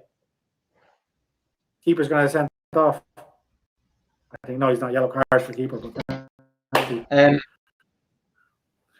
The Albacete had a penalty saved against Mallorca as well. I was like, oh, waiting to see this now. This is going to just fuck over my good value bet that I found, as per usual, but they missed it. So you can get on over 3.5 at 1-5 here on the Lecce match. It's not suspended. It's definitely I've seen that though. I mean, it's just incorporating the likelihood of the penalty to be scored, right? Yeah, they've actually adjusted my. If you can get on it, because they've adjusted my cash out to 42 quid. So I think he scores the penalty. Like, I'd say the cash out's the same. It's just incorporating the likelihood. No, the probability, of him scoring the penalty. Come on, score it now. 365 do that, like, yeah. Is it Betfair? Oh yeah, sorry, I'm not sure about Betfair, but Bet365 definitely does. Please score, please score, please score. And then like they kind of suspend it again. Oh my god, that's the worst penalty I've ever seen. I tried to put that on and it wouldn't let me, and I was like, huh. And then I was like, all right, I'm gonna let that slide for a second. Like, you just see, I couldn't get the match to come up on the screen, but now it's up and he's. Like, I mean, that is actually possibly the worst. But like, is anyone? You're obviously watching the game. Is anyone else? He tried to do a Jorginho. He tried to do a Jorginho and skip and kick it. No, it's even worse. He just gets up to it and then just it goes at least 4 yards over the bar. Like, it is unbelievable. I think. Are they really taking this? No. He just went suspended again for a second. He's dishing out the yellow cards. I just saw that Volendam, just so I'm not after timing again. I saw that Volendam game said 8 minutes injury time. So I just backed another goal just as it went into the injury time. I mean, it was only about 2.5 to 1. It's about 6 to 4. Do you really reckon there'll be one, Slats? I mean, they've still both been going at it, like, but it's just when you see 8 minutes injury time, it's such an extension on the 90 minutes, you know. Nearly 10% more time. 3 to 1 now for a goal. I'm actually sick. I didn't take that 42 quid now. I thought you did. I thought you said you did. No. What was your potential win? 52. So it was just for like a tenner loss. That's still a tenner. I mean, it's a penalty. I know it's not the case, but I just always expected fucking. Do you know what though? I feel like the fact that they left that market open, they knew Ascoli that he was going. Ascoli have a good attack here. I'm going to slow it down. Yeah, I agree, Eddie. I would say as well that most people go with just the expectation that the penalty will be scored. I'm going to leave off that Volendam game anyway. I'm just pure like go black, go red, go black, go red, and just punting. So I'm going to leave it slide. I have no reason to. I haven't watched it at all tonight. No, there's no reason. I mean, there's been plenty of shots, but yeah, like most of them have in the last 15 minutes, most of them have gone Excelsior's way, and they're winning 1-0. So I guess they don't need to score again. Gary, just while you're at horses, and I know you said you have a 25-1 for tomorrow, but I'm just looking at the article for tomorrow, and yeah, that Enner Jum or Jamin, whatever, for Willie Mullins, obviously odds on, but I'm just looking at doesn't Derver Star kind of present a wee bit of value in that one, 12-1. Yeah, like I mean, obviously a good horse, but on form has a bit to do to like make up with Energyman, like you know, like I don't know whether the Franco de Port form is good enough. To Messi race at Christmas though, right? And he had a wind up just before that, so he could like. I know there's things, but there is kind of some sort of genuine excuses and. Yeah, like I mean, Energyman definitely isn't like the banker of all bankers, but I do think he'll win. Like he beat Captain Guinness out the gate fairly comfortably the last day. Black Bow was beaten, probably 40 lengths in that race. It's 40-1 though. So. Like, yeah, but I think Black Bow went off favourite for the race at Christmas. He fell, or he was close enough to favourite anyway, and he fell early on. So I think they obviously could improve, but I don't know. I think Jermaine like has the quality, and if the ground got a bit quick. So it's down as being yielding to soft at the minute. If it dried out, anytime, like you know, if it was a sunny morning, a bit more of a spring burst, like. Yeah. So like that, Energyman, like he's all heavy ground is in his form. So yeah, like it would like he wouldn't be an absolute banker, but I do think he'll win tomorrow. And if he wins tomorrow, he'll half in price for the Argo. Be my Slats, Excelsior just scored for your bet. Yeah, I'm watching. Yeah, well, I'm watching it on Bet365. One other horse, Gary, I want to get your opinion because I have a small little each way Andy Post double from like a while ago with a free bet on Kilcruit in the champion bumper and Altior in the obviously the champion chase. So Kilcruit runs in the bumper tomorrow. He's an all right price at 15-8, seemingly second favourite for the champion bumper, Andy Post. Yeah, we all know that the winner of the champion bumper is owned by two people on this chat, but running on Sunday in the bumper. Yeah, El Granji is gonna win on Sunday and then go and win the champion bumper. But no, like you know, you can't knock Kilcruit win. Like you know, beat Killer Mode fairly easily. The only thing I'd say is like Killer Mode hasn't done a lot for the founder. Came out and like was beaten kind of 10-15 lengths next time out by Ballycairn. So it has a bit to do. I pointed out in a group there today, and I think in the bumper on Sunday, it's interesting that like so Hollymount is a horse that was bought by the Holdens, or sorry, the Morans, so Noel and Valerie Moran, and they're like billionaires that have really just got into racing. So they're buying horses all around them, but they spent 300 grand on Hollymount, which is 5-1 on Sunday. But Jamie Codd has actually chose to ride their other horse, Party Central, who's 14-1. but like when the news came out, he was 33s and then got back into 14s. So like 14s is probably a bit short on it, but if you're having a bet in that bumper on Sunday, you know, the fact that COD has picked Party Central over Hollymount is a big thing. So obviously he's up against the mighty Grangy, but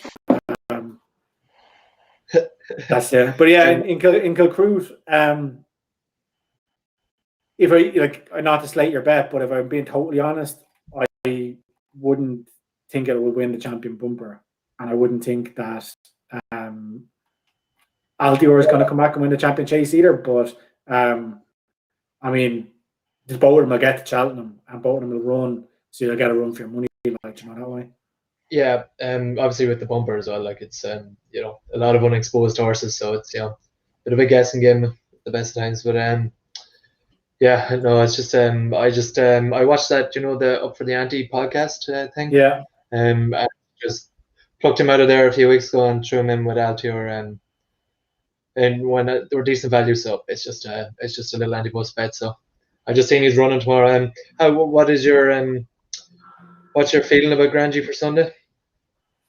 I'm very interested to see, like, if the ground drying out, it will be brilliant for her, because and actually while we're online here, we just got a message from Willie Mullins that I haven't listened to yet, so be interested to listen to his thoughts on how she'll run. But I think that it'd be interesting to see. Like, she's a tiny horse, so she's going to handle better ground better than she does on heavy. If I was to be totally honest, if you gave me third now, I'd bite your hand off for it. So I you know, third or fourth would be a great run. Anything better than that be, you know, unbelievable. But third will get a more black type, and, you know, to be sell on value and things like that. So yeah, I know that's probably not the answer that you were looking for, but a good run and finish third, I'd be happy with, you know.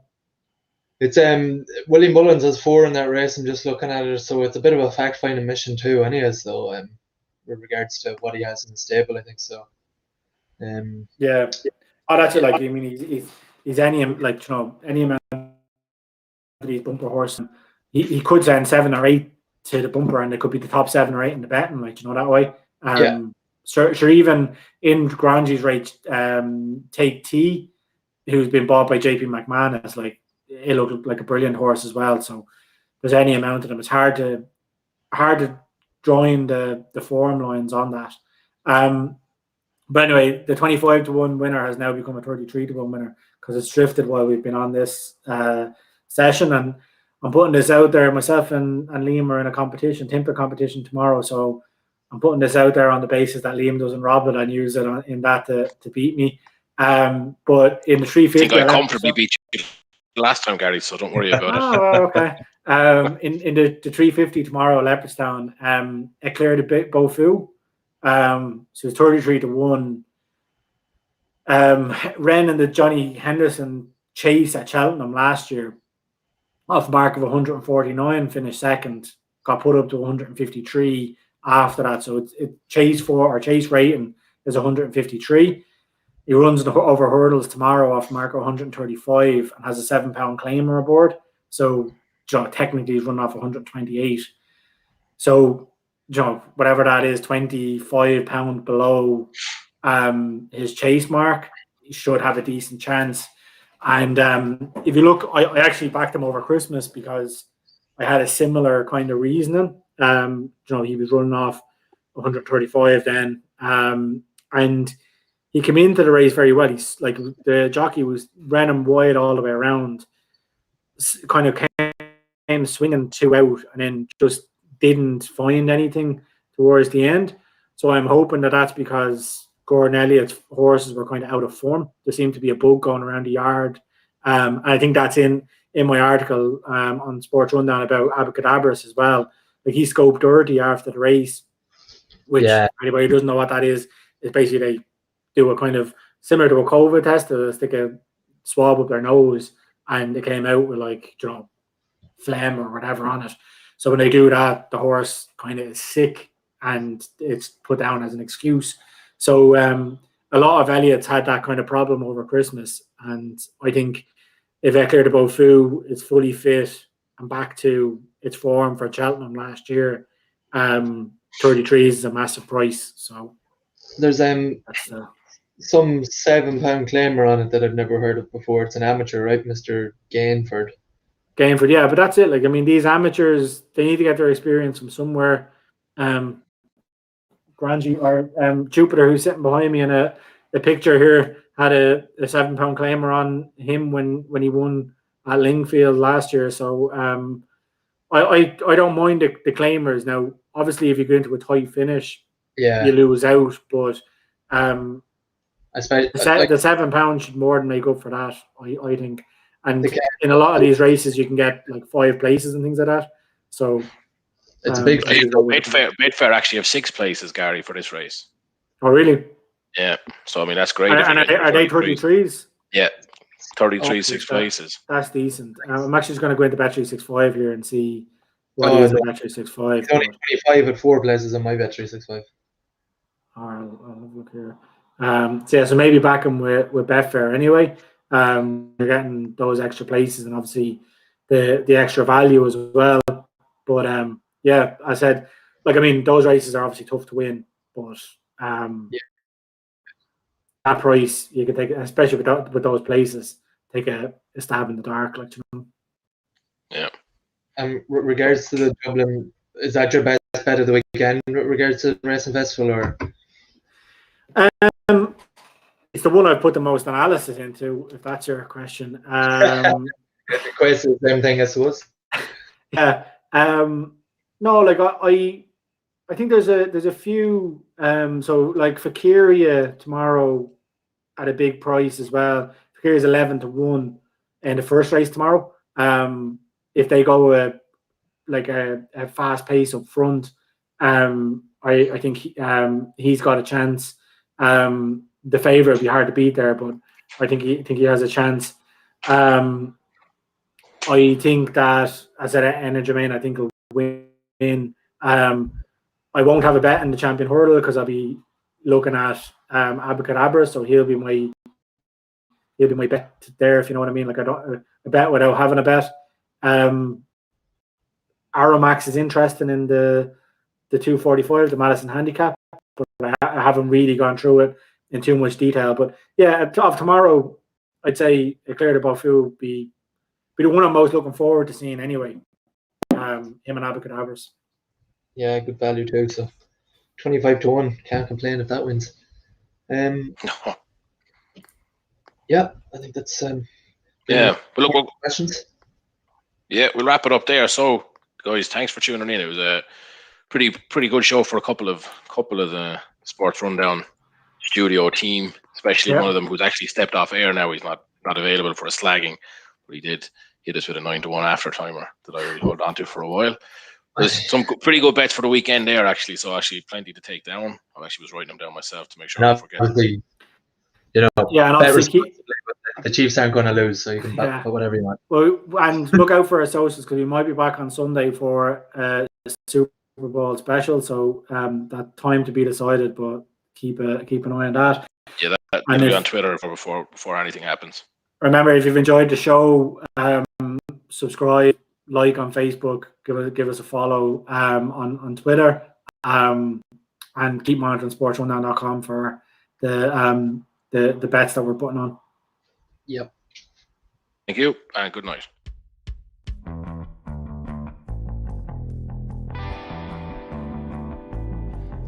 Hello, and welcome back to another Betting Bankers live stream.